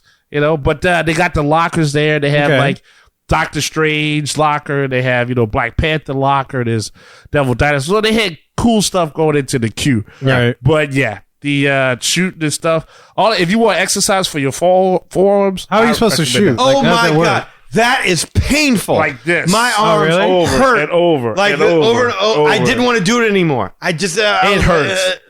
No, that was a really poorly thought out idea. Yeah, it's not. And, and the thing is like when you've done like, let's say like Transformers, or when you've done like, say, like we talked about a long time before, the original Spider-Man ride where like you're moving and things are going. Yeah. This is like a straightforward like arcade game. Like even Despicable Me, we did that one at Universal. Mm-hmm. Yeah. That made the camera move and went side to side. This is just straight on. So there's nothing where you have an advantage of shooting these things. It's just a million of them. You just hit what you can hit. Hit the green ones because they explode, and grab what objects you can so they can hit other stuff. But yeah, I had no clue of what my score was. I mean, I was just like, oh, well, here you go. And that hurt, though. It did. My forearms hurt. It really does kind of, as your arms are hurting, to keep track of what line are you and where is those webs going and everything. And somewhere in there is Spider-Man. He's doing cool stuff, but you can't watch it because you're too busy looking for spider bots. And you got to free him and get him out of stuff. And you're like, well, how do I free him? And he's just trapped. And then it says 3, 2, 1, and he gets out. So I'm like, wait, he didn't even need my help anyway. And then there's a Quinjet. They're on that. Like, it was just kind of like, it was just all over the place kind of sounds like. Yeah, and they really would have done better to just have a villain or something. Maybe throw them at you, and then you can say, oh, hit the villain or hit the thing. You know what I mean? Like a tandem with the people you're working with. And I think that might have been a little more immersive, but yeah. Or at least some animatronics along the way. We see an animatronic Spider-Man. It's like, oh, Spider-Man's like really there. And then boom, we're in the simulator portion of Toy Story Mania. And what a critic I've been of that because not because it's a bad ride. Like now it's a fine ride because you get right on and it is what it is. Yeah. This is worse than Toy Story Mania. Wow. This is taking the spot, huh? Yes. The hype for this to have to get up at 6 a.m. to do this is disgraceful. I was so hyped. I had my Spider-Man shirt on. Like I got compliments from people in the shirt. They like, wow, that's a dope shirt. Like I give Californians that much. They appreciate my style of dress. So I give them that credit. But you're a pole. I was all spided out for it, and I was like, damn, like the kid was right. I mean, it just wasn't what it was supposed to be. Yeah. So we close out the night with Radiator Springs Racers, and my cousin and them, they went on Mission Breakout, but this is like Mission Breakout. Yeah, I remember the elevator drop. Guardians of the Galaxy. The Guardians, Yeah, but this was like a Ghost Galaxy thing, which was like an overlay. Yeah. But we didn't go on it just because like our stomachs were kind of messed up. Yeah, I wasn't touching that. Then we had to save his son because he wanted his son to go. And we were like, no, leave him alone. The son was like, I can't go. Well, because his son, after riding Harry Potter for twice in a row, which we did, he started having motion sickness. Oh. And I haven't been there. I'm like, dude, no, quit getting on him, man. Like I've been there before. This ride that you're about ready to ride is not it's intense. Yeah. If he's already there, it ain't gonna help the situation. Right. Unless you're with a whole cart of people to be mad at y'all because they're covered in vomit. Yeah, I don't think you want to do that. No. But, so that's how we close it. And man, we were left out of there at like midnight. Yeah. The party closed at like 11. I did meet my future wife though. When I walked in there. Yeah, there was some girl. She was dressed in a Spider-Man outfit. And she had a Captain American shield on her back, and I looked. I was like, I love you. She like, I know. And then she walked off. But go ahead. It's just not meant to be right now. Yeah. So then the next day we woke up and we decided that we were just not going anywhere for a while. We were tired of waking up early. We slept in. We got up and we decided, why not try the In-N-Out burger? No. Because all you ever hear about is the In-N-Out burger thing. So the oldest son was talking about it. Eli and I were talking. I was like, well, DoorDash it. We'll do Grubhub, something like that. We'll go ahead and order that out, and we'll do that. Well, no. Can I ask you real quick before you tell your story? Did you get the fries? Yes. Okay, so go ahead. All right. I'm just curious. So we go ahead and we order it, and lo and behold, they don't allow for you to do mobile ordering. You cannot order on DoorDash or Grubhub or anything for In-N-Out Burger. Oh, wow. And after a while, you're like, allow it. Okay. huh? In-N-Out doesn't allow it. No, In-N-Out doesn't allow it. And after a while, we're wondering, like, what the hell? This can't be just a coincidence. And we looked it up. Sure enough, In-N-Out, because they respect the quality and the freshness of their burgers, they will not allow anybody. And apparently, there was a lawsuit between them and DoorDash because DoorDash was like, "Yeah, screw you. We're going to do it anyway, buddy." And In-N-Out won. So we couldn't do that. So we actually had to get a Uber driver to pick us up, drive us to the In-N-Out, then get a second Uber driver to drive us back, the food back, while my wife ordered Del Taco, which is another California institution. Yeah, we're like, we're going to eat crappy fast food. Why not? Might as well. Might as well knock it all out. So we go ahead and have a smorgasbord of California fast food, and Bud's Broiler all day over In-N-Out. Yeah, In-N-Out. Like it's this. In-N-Out is a fresh ingredient. Like you talk about the fries. I had the fries too, so it was like Fries were good. yeah, they were. It was a good solid burger, but it doesn't taste like anything. That's all. Like you can tell it's fresh. You can tell Tastes like the 1,000-gallon dressing with that special sauce. yeah. Oh, yeah. And I had a double cheeseburger, so I had to Me too. be twice. So, Double? Yeah, but it You didn't. gotta get it because they're so small. Right. The single's not. You can't get a single. But is there now? Let me ask you this, Lee, because you know this kind. Is there like a secret menu or something for them? Okay, because people were like, "Did you get the 3x3? Did you get the animal? Did you the Animal style, yeah. Did you get animal style? Did you get a protein style? Did you do this? Did you do that? And that's when you're like, man, this is all like just something where people like just like inside lingo, and people feel like they're a part of a In-N-Out club or some. Yeah. You need to put that on the menu before you get my In-N-Out dollar, because I just got I was like, there was no season. And then you have to ask them for like the most basic stuff. Like if you got fries, it could be fresh as hell, but they don't have no salt, no seasoning on it. You're not supposed to have to ask for that. Everything for them was a request. It was almost like you had to beg them. I found the salt level of my fries to be fine. I had no salt. Oh, really? It's like my fries. I thought my fries tasted good. Really? No, Yeah. they were fresh. I hate their fries. I don't like their fries at all. I don't know. Yeah, that's the only thing. And I like their burgers. They're fine. To me, like In-N-Out is the Chick-fil-A of burgers. Staff is friendly. They're efficient. The food is fresh. The menu is straightforward and pretty simple for the most part. It's like burgers, shakes, fries. I understand that it's like it's one of those things where if you're from California, you love it because that's where you're from and that's what you grew up on. And then people in Texas are always like, well, F In-N-Out. Whataburger? Yeah, no, we want Whataburger. And then people come here from California like, Whataburger's terrible. Where's the In-N-Out? So they're both wrong. Bud's Broiler. Yeah, I was like, where's the flavor in the burger? That's really it. But I'm with you there, man. Like I said, like I usually get the double with a Napoleon shake, no fries. Boom, I'm done. yes, yeah, and but we did, but like the Halloween, the Oogie Woogie special. I mean, for what it was though, was cool. It was cool to see like Doctor Strange's area, but just we couldn't get the full impact of everything. And we could have waited for it, but I mean, it just didn't seem worth it with the show. And all of really Avengers Campus was a letdown. Yeah. We never even saw Spider-Man fly by as long as we sat there. I was gonna ask. No one came out. We saw Thor patrolling up there one time, and we're like, "Hey, Thor!" And he kind of ignored us for a little while before finally he stopped after pretending to push buttons and goes. Yeah, he had the hammer and stuff, you know. But like, there was other areas around there where you could tell they have like a stage where they must do some sort of act or something that was closed. They had looked like there were areas for photo ops of specific heroes. they were all gone. Yeah. You know, so. Oh, bummer, man. Yeah, but, you know, I was It like, wasn't that big of a bummer because we already kind of knew that we were screwed because we got there so late. Right. Oh, you're Yeah. talking about Avengers Campus, though. Oh, I'm sorry. Yeah. I thought you were talking about the Halloween party.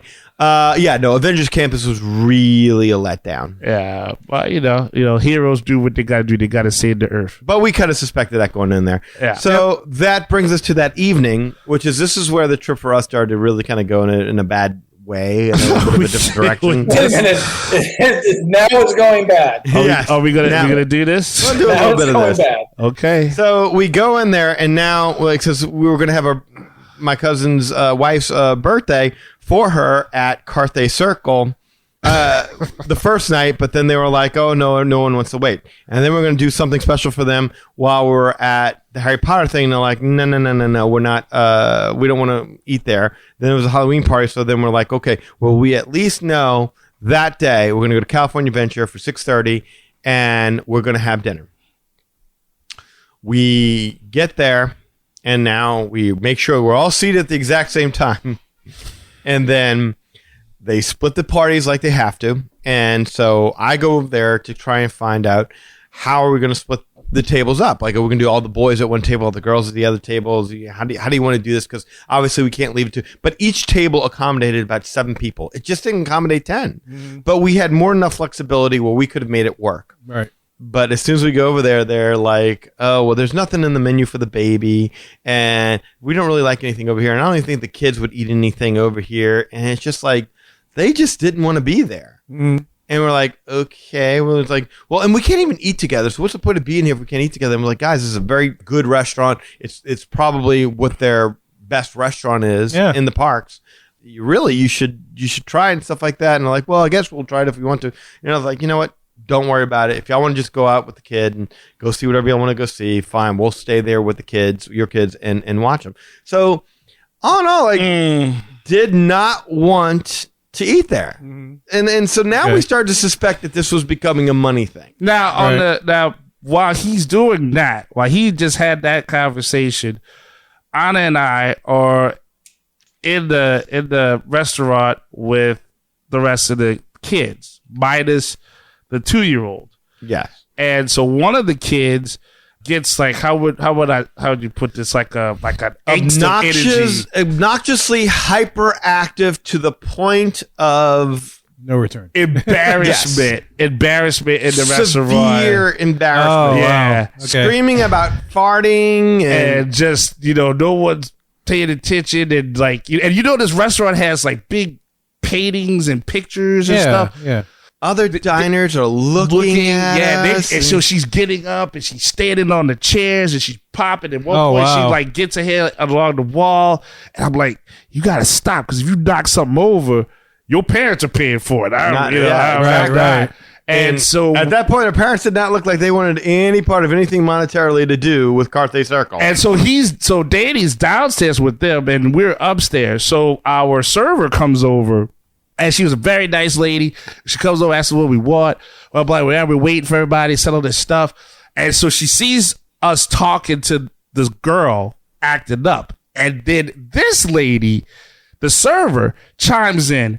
And she had heard us call the little girl's name so much, she knew the girl's name. Mm-hmm. And then she corrected the girl. And then the girl, like, you need to stay still. Well, there was at one point where she's like, what do you want to eat? I want this. And she just slammed her hand at the menu. Yeah. And she goes, young lady, around here, we use our words. Use our words. She did it in as catty and as snobby a manner as you could possibly do. Enough to make you know y'all are within 2 steps of getting kicked out of here. Yeah. Right? And we would like, we would tell her, hey, we just want some drinks. We'll make it worth the watch. She's like, I understand. And then, that's when you came up and was like, yeah, so the toddler decided they didn't like what was on the menu.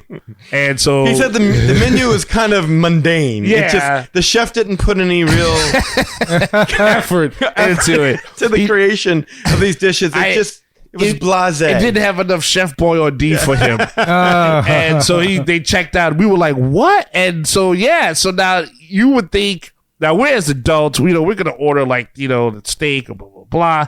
And we all had our way. These kids had their own little menu. Yes. The kids chucked the menu and they were like We want the steak. We want the orange, like, made chicken. Like, Oh, wow. they wanted all of the adult portion stuff. And I was like, you sure you can eat that? And like, yeah, if you're going to get it, I'm going to, like, look, I'm a grown These man. kids are ordering $60 steaks. $60 Oh my God. steaks. Like, this No, ain't I'm not no kidding. rap video. Y'all are paying for this too, right? Yes. Yes, We're Yeah. paying for this. because they that left amount us. Split. Yes. Yes, we were paying for it. Wow. Oh, like they damn. didn't even say like, "Hey, here's $100 or something." Give Well, my kids something to eat. after the fact, there were several times on the trip where they were like, we'll give you money, and sometimes they did, and sometimes they just forgot. Most of the time, we said, "Don't worry about it," and we were being sincere for the most part. Now, we certainly didn't expect this, but we were being sincere for the most part because we had saved up so many Disney dollars because we haven't taken a Disney vacation in 2 years that we had so much Or money. from the Disney Visa or whatever. Right, from the Disney Visa, we had so much money that it really wasn't a big deal, and we did want to give these kids something Good time, special. yeah. Like because they've never done anything like this before. They've never been to a theme park. They didn't know what to expect. Yeah, but like on the opposite end, like Right, being yeah. me like going alone, like I'm used to some kids, and I'm used to like the fellow adults I was with minus the cousin them. So like in some parts of that dinner, like I had to tell the kid, like I had to talk to them like James Evans. I like, stay still. What you doing? Stop moving. Chill yourself out. And it's like, oh man, that's altering the experience. Then she starts describing how stinky her farts are at home. Yeah. Oh my And God. how how she can clear a room. And I mean, she was behaving herself fairly well. I don't know what got into her that night, I don't know, but she went ballistic. it was crazy. And then after it's all said and done with, after it's over with, we leave. Okay. It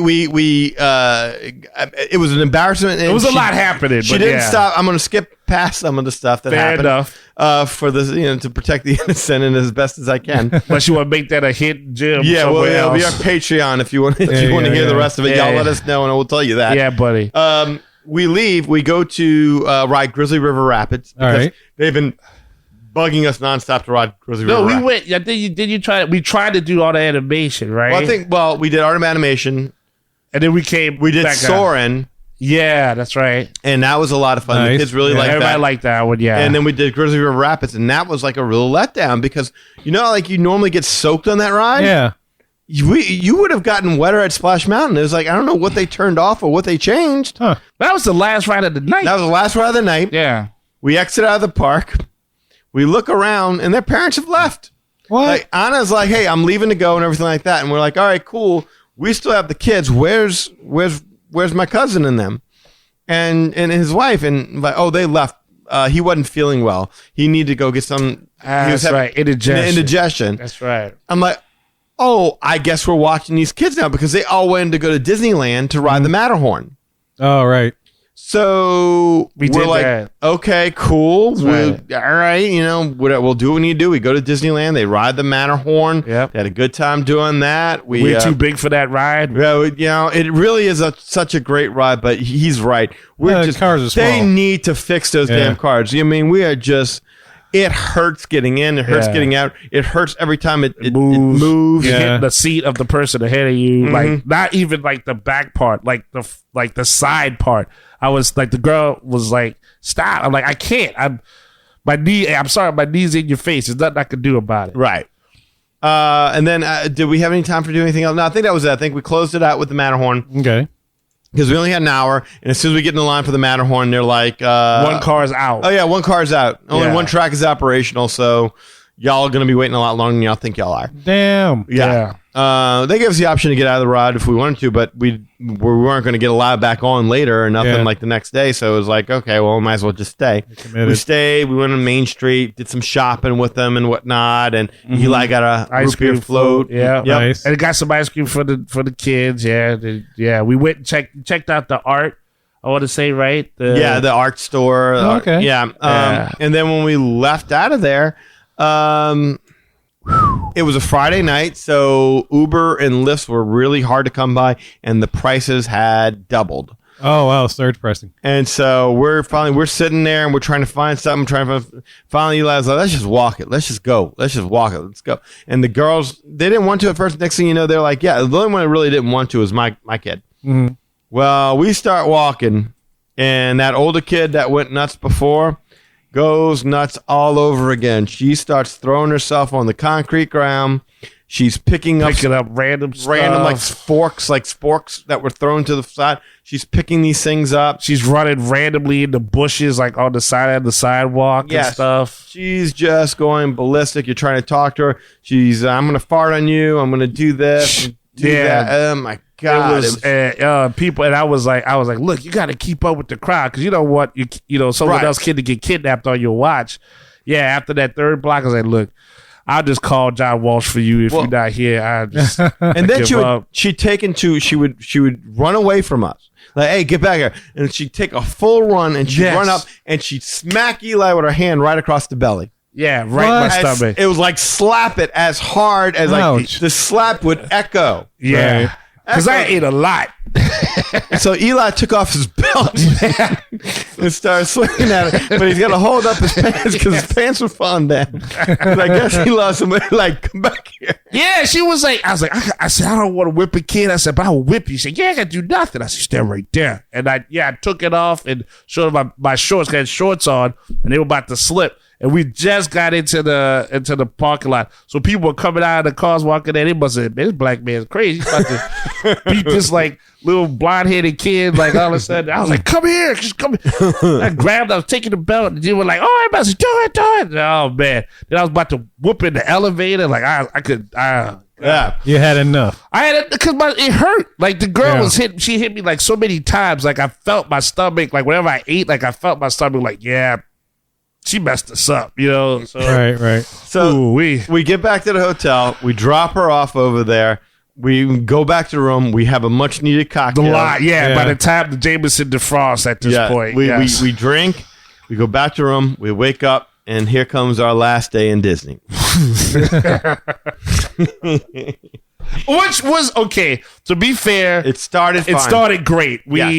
Everybody kind of went their separate ways, right? Like they got up early. They went and took the kids to go on the ride. No. They get up early. So I wake up early to go get some coffee. I'm coming down. They're on the out. Now, every day they've been heading up this free breakfast. But I guess the free breakfasts were catching up with my cousin because of the indigestion. Oh, right. So I run to his wife in the hallway, like, hey, and she's carrying a suitcase. I'm like, what are y'all doing? Like, oh, no, nothing. We're going to go over to Denny's to go grab something to eat. The breakfast over here is not really good. It's just the same old thing. It's doesn't taste really good. It's not free enough for you. And I'm like, oh, well, there you go. If you're worried about the greasiness and the indigestion that you can get at a free buffet, the next step up is surely a Denny's. That's better grease. Moons over Miami, Yeah, they could have gone to IHOP at least. Thank you. And there were two IHOPs right around there. I had that too. So that's what happened. And they're like, oh, hey, you want to come? And I'm like, no. We're good. I just woke up. They're still sleeping. We were up until 2 a.m. last night with the kids and whatnot. And she's like, okay, fair enough. And really, we just wanted there was nothing about Denny's that sounded appetizing. We just wanted some time. And so we got ready and we decided we'll go to Downtown Disney. I reached out to a friend of the show that I was hoping we could meet up with, but it was just too late a notice. Mm-hmm.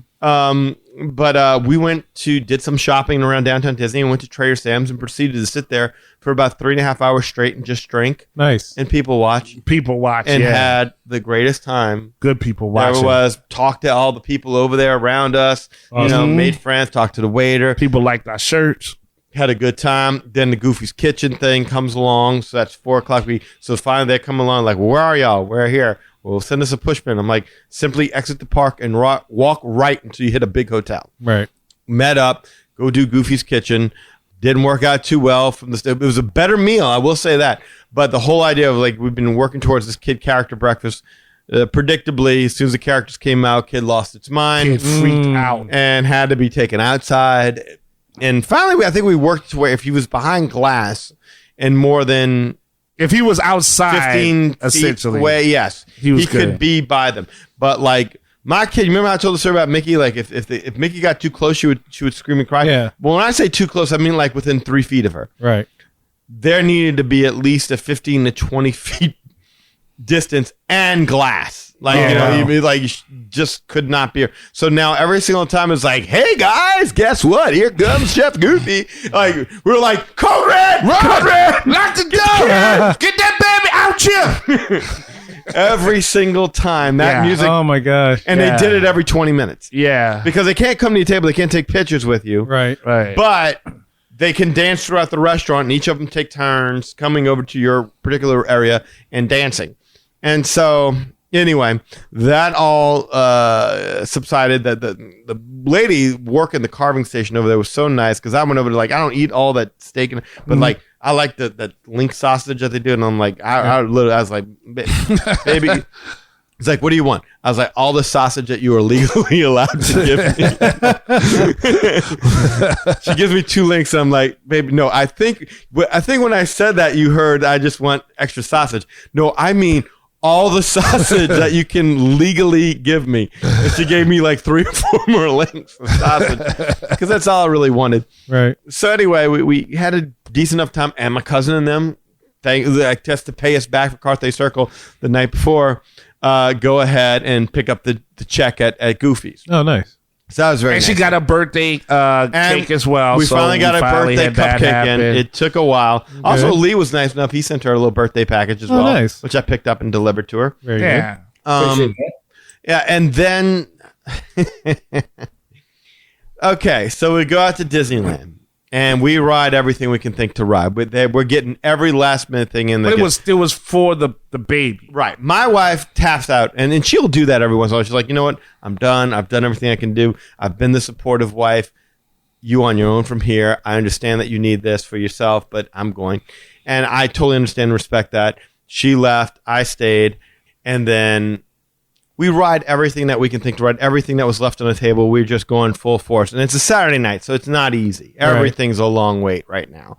But we're getting through it. We can get through it. And I got to tell you this. One thing I am really, really proud of is that Haunted Mansion holiday, which we haven't even discussed, but I rode that, and that was brilliant. I couldn't think. I was kind of thought it was like, well, it's like you're getting rid of an A+ ride to get like a B ride in there, B+ ride. Okay. But no, that holds right up there with the Haunted Mansion. It really was a worthy addition. Serious overlay. And that was all I wanted was one last. So that was going to be my end ride. I was going to ride one last time on the Haunted Mansion with Lily, and the whole evening. The wait time for a Haunted Mansion was 75 minutes. Mm-hmm. And it was the longest wait in the park, period. So that makes me proud that the mansion still commands that kind of attention. Mm-hmm. Right. It really does. So we wrote everything with Mr. Toad. We did Autopia. We did all this Pinocchio. We're in line for Mr. Toad before we split up. And my daughter's like, Daddy, I'm hungry. And I'm like, okay, at this point in time, we got 30 minutes. It's like, you know what? That was more like 45. We had 45 minutes. Yeah, 45, 50 minutes. We got enough time to stop someplace. Last hour. Yeah, we'll grab something to eat, you and me. We'll sit down and eat, and then we'll go ride Haunted Mansion. Because as long as you get in line before... Yeah, they're not going to kick you out. Yeah, they're not going to kick you out. And they were like, my cousin and his wife were like, no, you don't want to go do that. We're all going to go to Denny's afterwards. Like, really? Oh, well... It's okay. He's like, no, man, it's gonna be good. And like, I looked at Lily. It's like, yeah, but she didn't really like, Lily, you want to go to Denny's? You want to? And Lily's like, well, I don't know what they have there. And they're like, well, they got breakfast food and they got pancakes, and you like pancakes. You want to go to eat? And finally, they convinced Lily to go, right? Because in Lily's mind, it's like, well, the other kids are going anyway, and kids just want to be around kids. And so Eli was like, all right, well, cool, I'll go too. So then after that, we stayed in line, rode Mr. Toad, split up on our own separate ways. We had our last wish. It was like everybody, you split up, you do one last thing before this park closes, because that was the end. Yeah. Yes. That was the end. We, rode Haunted Mansion, and then, of course, one of my kids did not want to go with them. They wanted to go with me. So it wasn't the daddy-daughter moment that I was hoping for, but close enough. And right. she behaved herself. There was a kid that went nuts the other time, was an angel. Angel stuff. And by the way, the oldest kid, angel the entire time. Yeah, the oldest, nothing the but a little gentleman. Great guy. Mm-hmm. Great guy. I wanted him to come with me, because I was like, you heard of Star Wars before? And he was like, no, not really. And I was like, well, if you like Rise of the Resistance, What the hell? I was like, you gotta love Smuggler's Run. And he was like, I don't know. But he decided to go with his dad, which I wouldn't fight. Right. I wouldn't fight we don't want to do that at all. So I was like, okay, I'll go and see what's going on with the Millennium Falcon. Yeah, none of them have seen Star Wars, by the way. Yeah, none of them saw that. Yeah. Missed all the Disney movies and Star You Wars. call CPS at that point and be like, dude, come on, man. This is the emotional neglect. At least 2 of them need CPS. Yeah, it's like they know every Michael Myers movie. They know who he killed and what movie. Like, oh, the 5th one was so much better than, say, the Conjuring. They saw H2O that one. and inconsequential movies that when the long since after it left the rails, they would be going over that stuff. But ask them the name of a princess, and they saw Tiana. Who's that? Yeah. New Orleans princess. Interesting, Who's yeah. that? Yeah. So we go ahead. We Each one of us fulfill a wish. each one of us fulfill a wish. We meet up on Main Street, and when we're all done, they were the last ones because we went to Space Mountain last. Okay. And it took them a little while, and we get there, and we're exiting the park. And again, their kids are hanging around us. So as we're walking out of the park, the littlest one is leading the way. The youngest girl is leading the way. And you can tell she's hyperactive tonight. The whole trip, like, she's been kind of moody. When she's up, she's up. When she's down, she's down. But she's leading the way. And as soon as we exit out of the park, right across the street from us is a Denny's. And so we're like, oh, okay, so this must be it. She's like, look, there it is, there it is, there it is. There's Denny's. So like, all right, cool. So we cross the street. And as soon as we cross the street, now it's me, Eli. Now, the one that went crazy the night before that, she's with them now. I don't know how that separation worked. But it was me, the oldest boy, and the youngest girl, and Lily, and me, and Eli. And so we're over there by Denny's, and we're just waiting for them to show up. And I get a text. It's like, that's the wrong Denny's. What? I'm like, well, what's the right Denny's? And they're like, well, there's one right by the hotel. Like right by, I was like, there's a Denny's within 4 blocks of a Denny's? Yeah, that's the bad Denny's. I need to come over to the good Denny's. Yeah, not the Denny's that's really close if you've walked the park for, Right. And 3-4 she's like, days. if y'all want to, we can go eat there, but we just ordered a Lyft to take us to the Denny's, and but we'll tell them not to do it, and we'll just go over there instead with y'all, and blah, blah, blah. And I looked in there, and there was a bit of a wait and stuff. I was like, no biggie. We'll start walking in that direction, because now we're on the opposite side of the street. Right. We'll start walking in the direction while you're waiting for your Lyft, and I'll see if I can get a Lyft going back the other way as I'm going. And as we're going, I'm checking the prices and the fares, and I'm just not seeing anything. And the few things I do see, it's not available for like 10 minutes. So it's like, you know what? We're just better off walking. So we're just walking, and the littlest one proceeds to lose her mind. Like what her sister did in the restaurant, that was nothing compared to how crazy this child went. Oh, wow. She started running over and farting on each of us. Yeah. She would point her butt out, and whether she was farting or just making the farting noise. I mean, these kids have a fart fetish. That's all I can tell you. Like, as a kid, I found farts funny as a kid. I still do to an extent. Doo-doo. But yeah, well, that was the other thing. So we're crossing the intersection, like this major intersection, and we're like, baby, you got to calm down a little bit. And she's pointing at each of the cars and screaming at them, you stink like poo. You stink like poo. Oh my God. Over and over again to every single car. You were like, sweetie, come on. And you're trying to grab her out of there. And this littlest one is also the one that has mono. Oh. Yeah, yes. And there's some other times we were able to dodge it. But she has this thing for sprinting like the older one did the night before, sprinting as fast as she can ahead of you towards the street. Right. She picked up an object off the ground. She says, look, Uncle Andy, broken glass. Oh, that it's like, was... put that down. You jumped ahead of yourself. Yeah, but yeah, she was a trip. And so look, right, so she put a sticker on she came running along and whacked me on the ass. I'm like, that's right. And then the littlest one, the oldest boy, turned to me and everybody was screaming that, she put a sticker on your butt, and like she found on the ground somewhere. Yeah, it was like, you're inspecting number 4. Just check your butt. Check your butt. Come on, calm down. So we go ahead and after we take the long walk, because this thing is past our hotel. So that's like a long series of blocks. We finally get it's like half a block beyond our hotel. It's a good walk. And so we finally get to the Denny's. At this point, I've lost it too. And I'm just started farting on everybody? No, I just wanted to stomp the children. That was terrible. I feel bad about that looking back, but there's nothing you can do. Like, you can't, if you're responsible for somebody else's kid, you don't want to get hurt. Right. You don't want to get picked up by, because there's still more strange people sit down in random places. There's still homeless people sitting on benches and like all this kind of stuff. And it's like, dude, this is our vacation too. We're not here to just babysit all the time, and like you're constantly put in a situation where you have to babysit somebody that you can't necessarily discipline, right? But they're doing stuff that they know that they do that, and they're like taunting you that you can't. You're not my mama. You're not my daddy. You can't tell me what to do. I do what I want. Anyway, so we at the Denny's. We get to the Denny's like a spider monkey. We get to the Denny's. I put her name on the list, and I text him, and I was like, because I didn't see them there, and I text him, and I was like, hey, we just got here. Don't see y'all. Our name's on the list. It'll be about 10 minutes or 15 minutes. I can't remember what it was. Like about 50, 3 or 4 minutes later, I get a text and it says, yeah, we stopped back at the hotel because the 2-year-old was getting fussy. Yeah. And he said that. And I literally looked at him in the face and I was like, that joke is not funny, Daddy. And then those boys like, well, they're coming back, right? After they stop at the hotel. And I'm like, I don't know. So I text him and I'm like, hey, so what does that mean? Are y'all just staying there? Are y'all coming back, get the kids and stuff?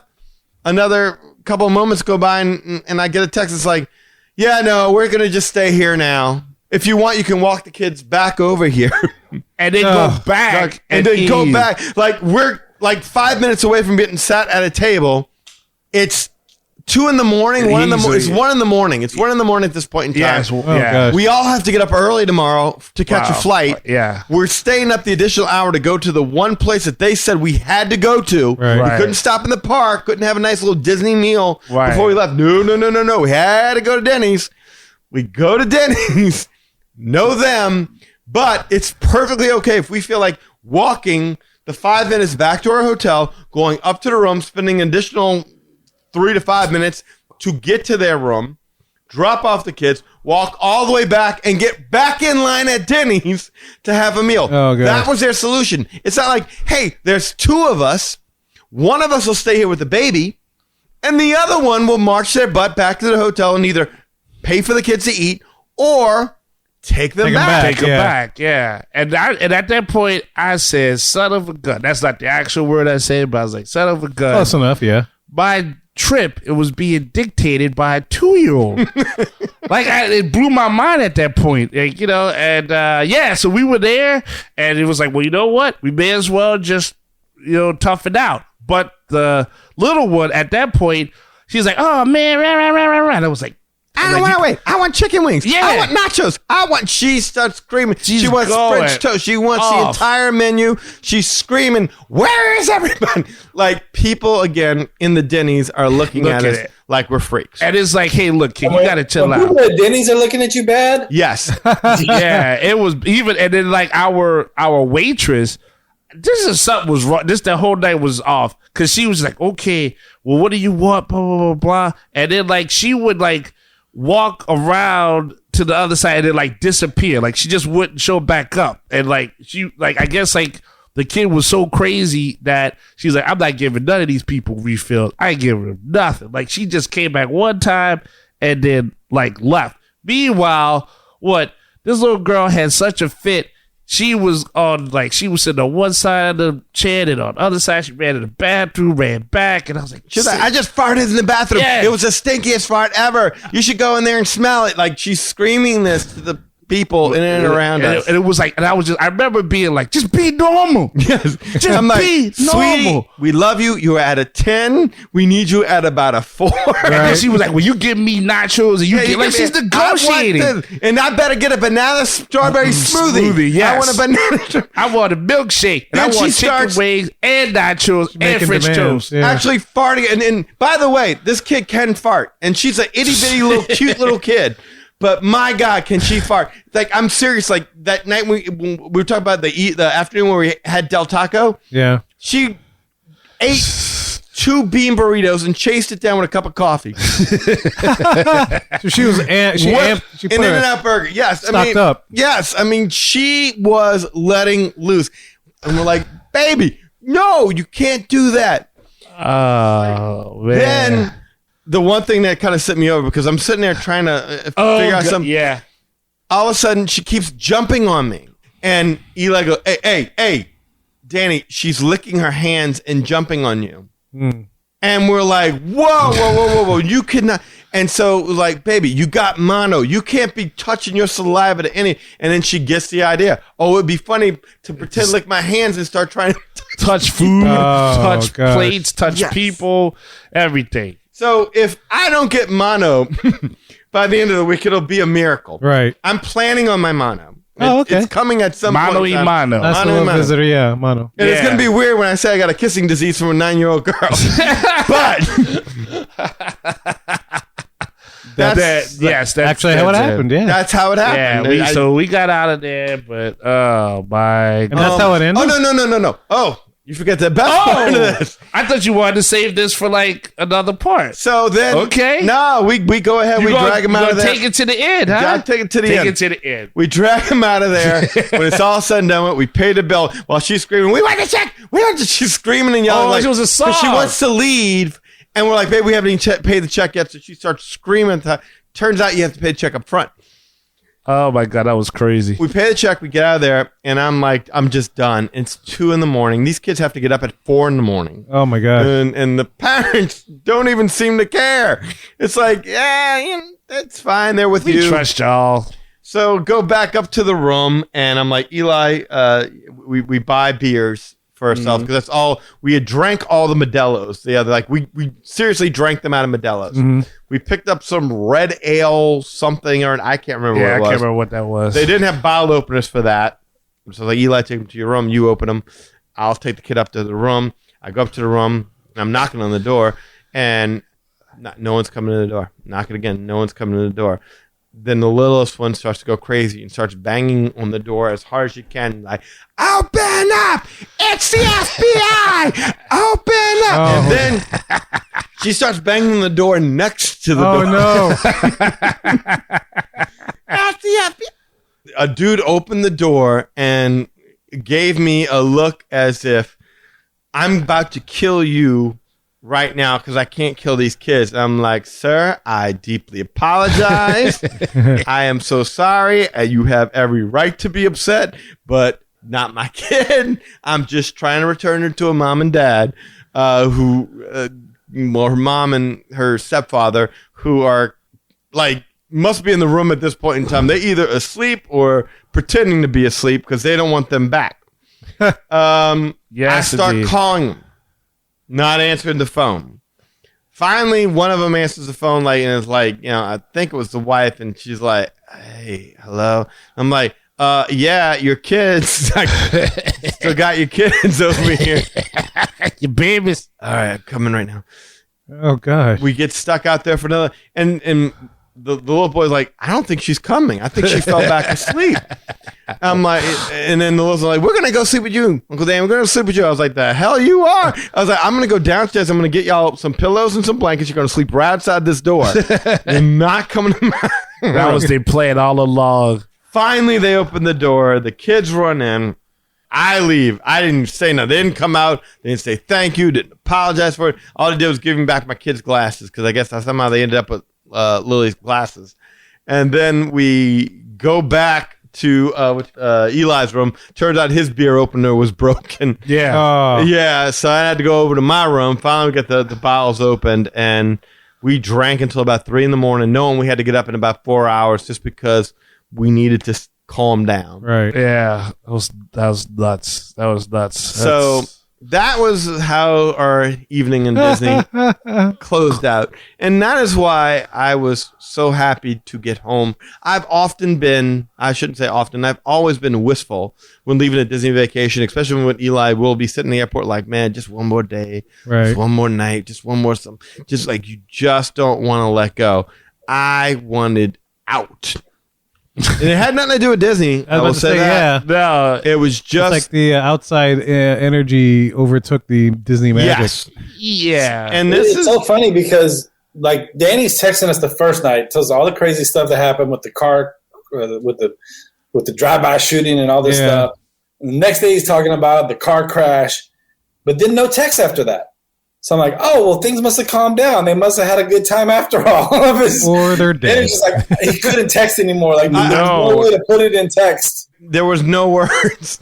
I was done at that point in time. It was like you did your best to soldier on and find the fun in everything. Yeah, and that's what we did. And we never lost our cheerful sense of humor. No, we kept it up. At the end of the night, when that happened, that was when I was like, all right, this is on purpose. We're getting taken advantage of here. Right. Well, but to be fair, like to what you were saying, Lee, I remember there was one part where Danny and I went somewhere, and like I saw him.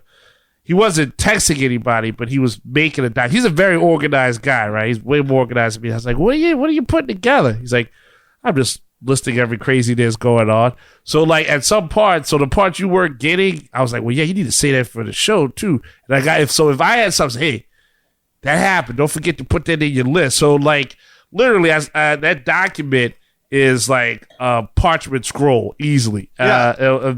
So much stuff, and because it would have been really unfair. Like I felt mad at myself that I told you all the drive-by story, because I was like, well, sure, this is like a little nothing thing, and when we do our trip report, it'll be all the fun stuff we did at Disney and all the great times we had, and this was just a stupid, funny, crazy thing that happened, and I didn't expect that the whole trip would be like nothing but that. Yeah. So every day was something different. After a while, it was just like, you know what, save it for the show. Save it for the show. Don't even mention it. Don't say.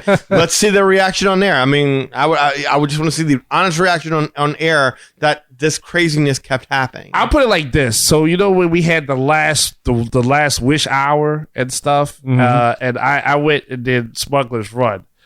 I was just kind of like, I walked around. I did shoot though. I didn't get to do the frontier shoot. I did it a few times. Oh, good. Yeah, and but Smuggler's Run, I was like, I remember I went and it was like a 15-minute wait. No, it wasn't. It was like 10 minutes. And I was like, I want to pilot the thing. So the guy was like, yeah, you don't get in a single ride line. Just go ahead. So I was like, all right, cool. I was the last person to get on that ride. I remember there was a few people. It was a group or whatever. And they were like, well, who are you with, sir? So I'm by myself. They're like, and the cast members asked me, he was like, would you like to just ride this by yourself? I was like, yes. Yeah, nice. Yes, I would. Yeah. He's like, okay. So boom, I got to ride the thing by myself. But everybody passed or went through the whole thing like, you by yourself? I'm like, yeah. They're like, nice. And I think it was kind of a theme where it was like we had magical moments. When things worked, they worked very nice. But then there were just so many of these chaotic, overshadowed by that stuff. Yeah, because the moments that were chaotic, they weren't just like it wasn't a chaotic thing that like got one person. It would spread. So it was really something when like the night you talk about with the Denny's, like when I got a chance to go ahead and fly the thing, and I was like, how you gonna make this work? And they're like, oh, everything's on autopilot. I just was like, woo! Like I just went crazy in there, like a madman. I was like, I'm flying this son of, I was just going like, we hit this, like there's nobody in there. That's how I'm saying I had to let all of that angst out. In that spot. So then by the time I came out and I caught up with everybody, like I had my float and stuff, like I was like, oh yeah, you know what, this is nice. And then kids start running around the street, risking her life and putting mono on everybody. And I was like, oh yeah, that's right. I wish I would have recorded some of her rantings. Yeah. It was really like, I can't even you try to recall it and you just can't do it justice. Right. Except that this child was loved to talk about farting. Very interesting. Yeah. Still an adventure. Yes, very when much you go an with the Lawless Clan, it's never dull. That's the important thing. So how did y'all enjoy our pain, ladies and gentlemen? Almost got killed for y'all. I have no words. As far as a trip report goes, I heard more about the woes of the incidences with the family more so than the actual Disney stuff. So it was crazy. It's just telling to as far as what external factors were taking place, which could be enough to overshadow what should have been a great time. We ate at another place. I don't even remember we mentioned. Which one? Oh, shoot. It was the real fancy look. It wasn't called. It was a real fancy we did during the day. Was Napa Rose? Oh, no. Yeah, you're talking about the River Bell Oh yeah. Terrace, yeah. I think it was. Yeah, that was good. That was very good. That was very good. Yeah. That's good. Good to know. Good to know. But what you just said, to your point, Kevin, yes. Yeah. I never thought that there would be a trip that you would go on where you get these kind of things where Disney could not solve it. Right. Like obviously every trip you go on Disney, it can be rigorous, especially when you go with a family it's never been before. And it's like, what do you want to see? Everything. Right. And it's like, oh, we're going to be, and then you find out somebody can't drink. And it's like, oh, well, we're not going to be going to Trader Sam's. We're not going to be stopping them for a drink. We're just going to, it's going to be go, go, go, go, go. Right. Yeah, I mean, maybe in the days when you had the Max Pass, that would have been a good thing. Yeah, to it probably be able could to- have helped. Yeah. Yeah. Yeah, that was a lot of planning. But, you know, to your point though, they say they want to do this and they want to do that and they want to do everything and but then when you show them the best parts, they don't want to do it. Well, you know, you're like, okay, we want to do, we trust you. You're the Disney person. What should we do? Well, we should go eat here. Well, we don't want to do that. Well, we should go over here. Well, we don't really want to do that. well, I think that had to do more with money. Like they just didn't want to pay that. Yeah. I think they looked at it and like, that's going to be a $500. I'm like, when you sent them the figure of how much the food was going to be, Lee, they were like, no way. And I know that not because they told me that, but because my sister spoke to them and like, that's ridiculous. There's no way we're spending that money. And she was like, from what she told me, she was like, that's actually right on the money, if not cheaper than what you'll actually be spending if you go do it right. But they were hell bent on not doing it. They snuck in every free buffet that they could. They grabbed food at Denny's when they could, and they just tried to limit their Disney eating to once a day. And if they could, they would try and alter plans so they could get corn dogs and hot dogs and that kind of thing, as opposed to actually sitting down in a restaurant. Right. Yeah. Meanwhile, though, if your cousin saw a palm tree or something, he would be willing to get the palm tree for $700 or clear the stump of it for $300. But Yeah, he was somebody who was just so more money orientated, my cousin, that you would be walking into the parks and you'd be like, hey, dude, look on the windows up above. That shows you the names of all the different people who worked on the parks, all these different Imagineers that did this, and their job title and when what they did for working for Disney is kind of hinted at or flat out said on the windows and stuff like that. And he'd be like, I bet you Disney's making a killing those little plastic fans with the water that you spray. I was like, I bet that's a racket. I wonder how much money they're making on that. And be like, yeah, man, I don't know, dude. But look at this. This is Snow White's grotto. Walt received these statues, and so he did this forced perspective thing. And Snow White really is the same size of the dwarfs, but they do this thing here. And it plays with your mind, and so that way you can't see it. And like, I wonder how much an average Uber driver makes in a day going back and forth. It's like, it just isn't their thing. I mean, they don't watch Disney. There's no. Yeah, it's I just think you have to have some. You have to have a huge admiration for what Disney puts out. But you have to have some to really allow yourself to get sucked into it. And man, that just, I don't think that ever happened. There are very few moments where I can remember where we walked off a ride and they were like, that was unbelievable. Ride of Resistance. Oh yeah, right. That's the one I could think of. You talk about just Disney, right? Yeah. And then like the kids love Splash Mountain. They just wanted to do that over and over. I remember them talking about that a lot.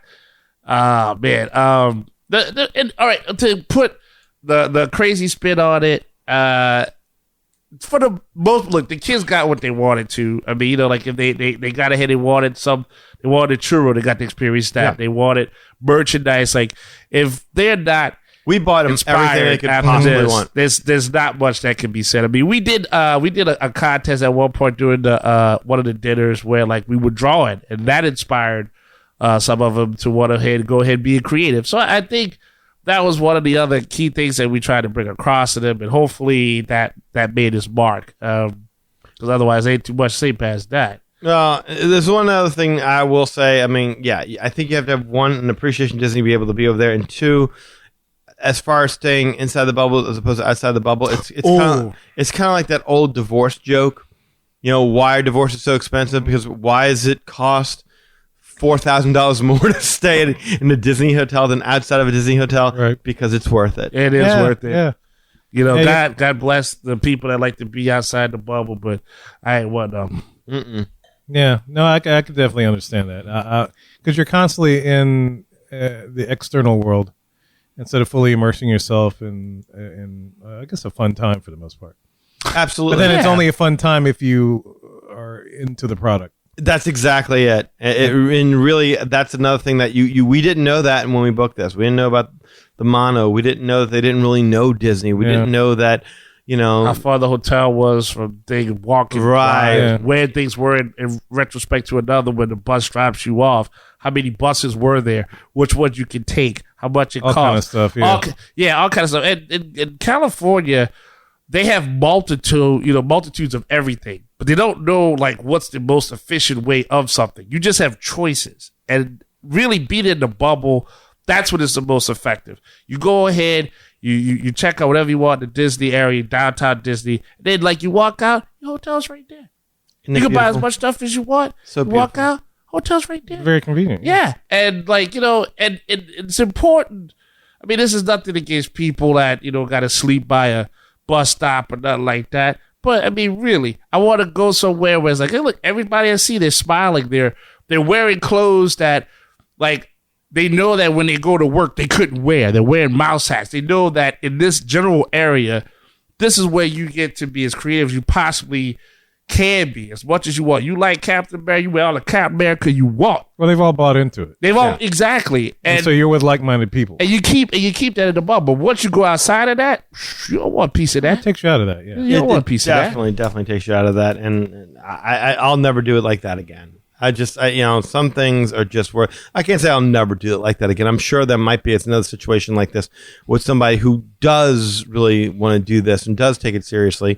But it might just have to be a thing where instead of being selfless and being like, okay, because you don't want to leave somebody and say, look, you stay at the crappy hotel, we'll stay in the bubble, and we'll meet up in the park. You don't want to do that to somebody who knows nothing about the area, the parks, any of that stuff. So we decided to go in there with them, and yeah, man. It was a learning experience. It was a very big learning experience. Yeah. It's big dynamic. Huge. Well, very, very interesting. And, hopefully the next trip will be better. As I hear you, if I remember you correctly, you have a Disney Cruise Line trip coming up, lined up. So hopefully that will make up for things for sure. I hope so. I really do hope so. Now, again, and not to say that we didn't we did everything we could, and we found our fun when we could. Right. All the bad experiences, the really bad experiences, occurred after the park closed. Yeah. So it should be good. More welcome to live vicariously through us as we head down there later this week. Your turn. Tag, you're it. Do the DPR to the 50th anniversary Walt Disney World stuff, so it should be pretty interesting. But guys, if you want to ask any questions about this trip or have any thoughts or curious about staying off property or at the Good Neighbor hotels, you can get in touch with us. You get in touch with Lee. We're about to tell you how to do that in just a little bit. Or if you work for CPS. There's a bounty on some kid's head right now. Well, guys, we hope you enjoyed that story of their adventures in the Disneyland Resort. If you want to learn more about us, the Magic Our Way podcast, magicourway.com is the way to go. There you find our social media links, past episodes, and more. Also, to share your opinions and ask any questions, you can get in touch with us through the following ways.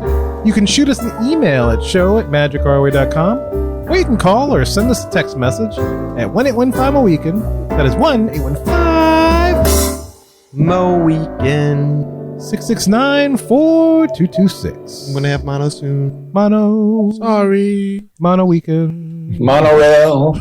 No weekend. And, of course, we have a couple of guys do things outside of the podcast. First of all, we got Eli, does things with comics. Hey, Rob Liefeld here. Deadpool, Cable, X-Force, Domino, Marvel Comics, Image Comics, all of it. You guys, what is up? Eli Ivory. What a great name. Eli Ivory, comic guru. I'm here to talk about you. Ooh.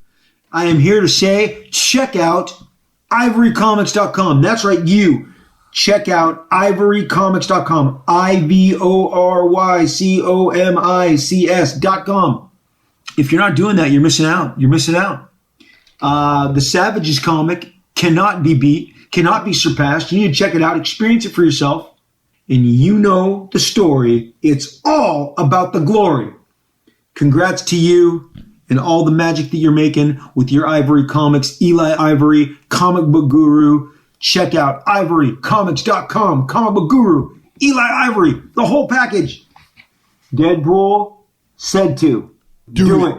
ivorycomics.com right now. Liefeld out. That's right. You always hear what Rob has to say. Look, Rob's a good luck charm for me. I wore a Deadpool shirt at the end of that trip. The airplane guy was like, you know what? That's an awesome shirt. I was like, that's right, because Rob told me to wear it. So if you can trust Rob on fashion tips, you can trust Rob with checking out the site, just like he said. And of course, there's always going to be a link from the Ivory Comics website to this podcast, so you never miss an episode, a joke, a horror story, a love story, a happy story. You get it all. Magic Our Way, Ivory Comics is beautiful synergy all the time, every time. It's worth your time.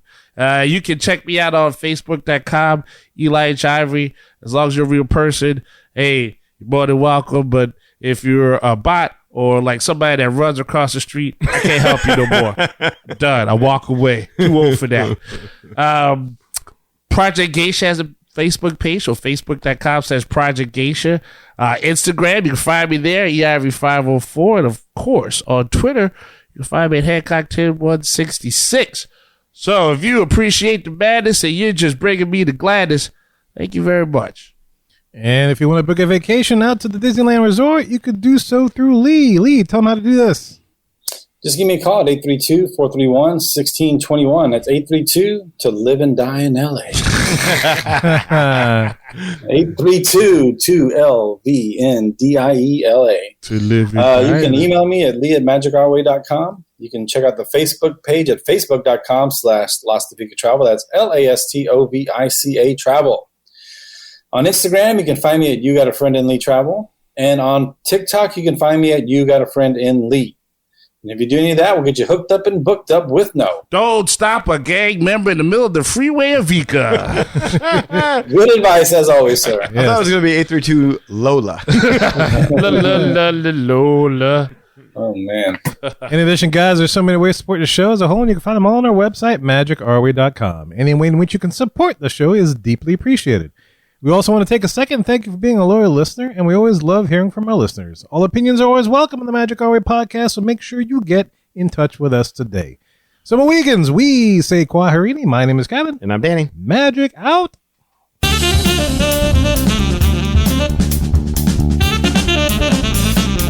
I have every intention of eating those bananas for breakfast, but I still somehow end up with tacos. 3 pitchers of water.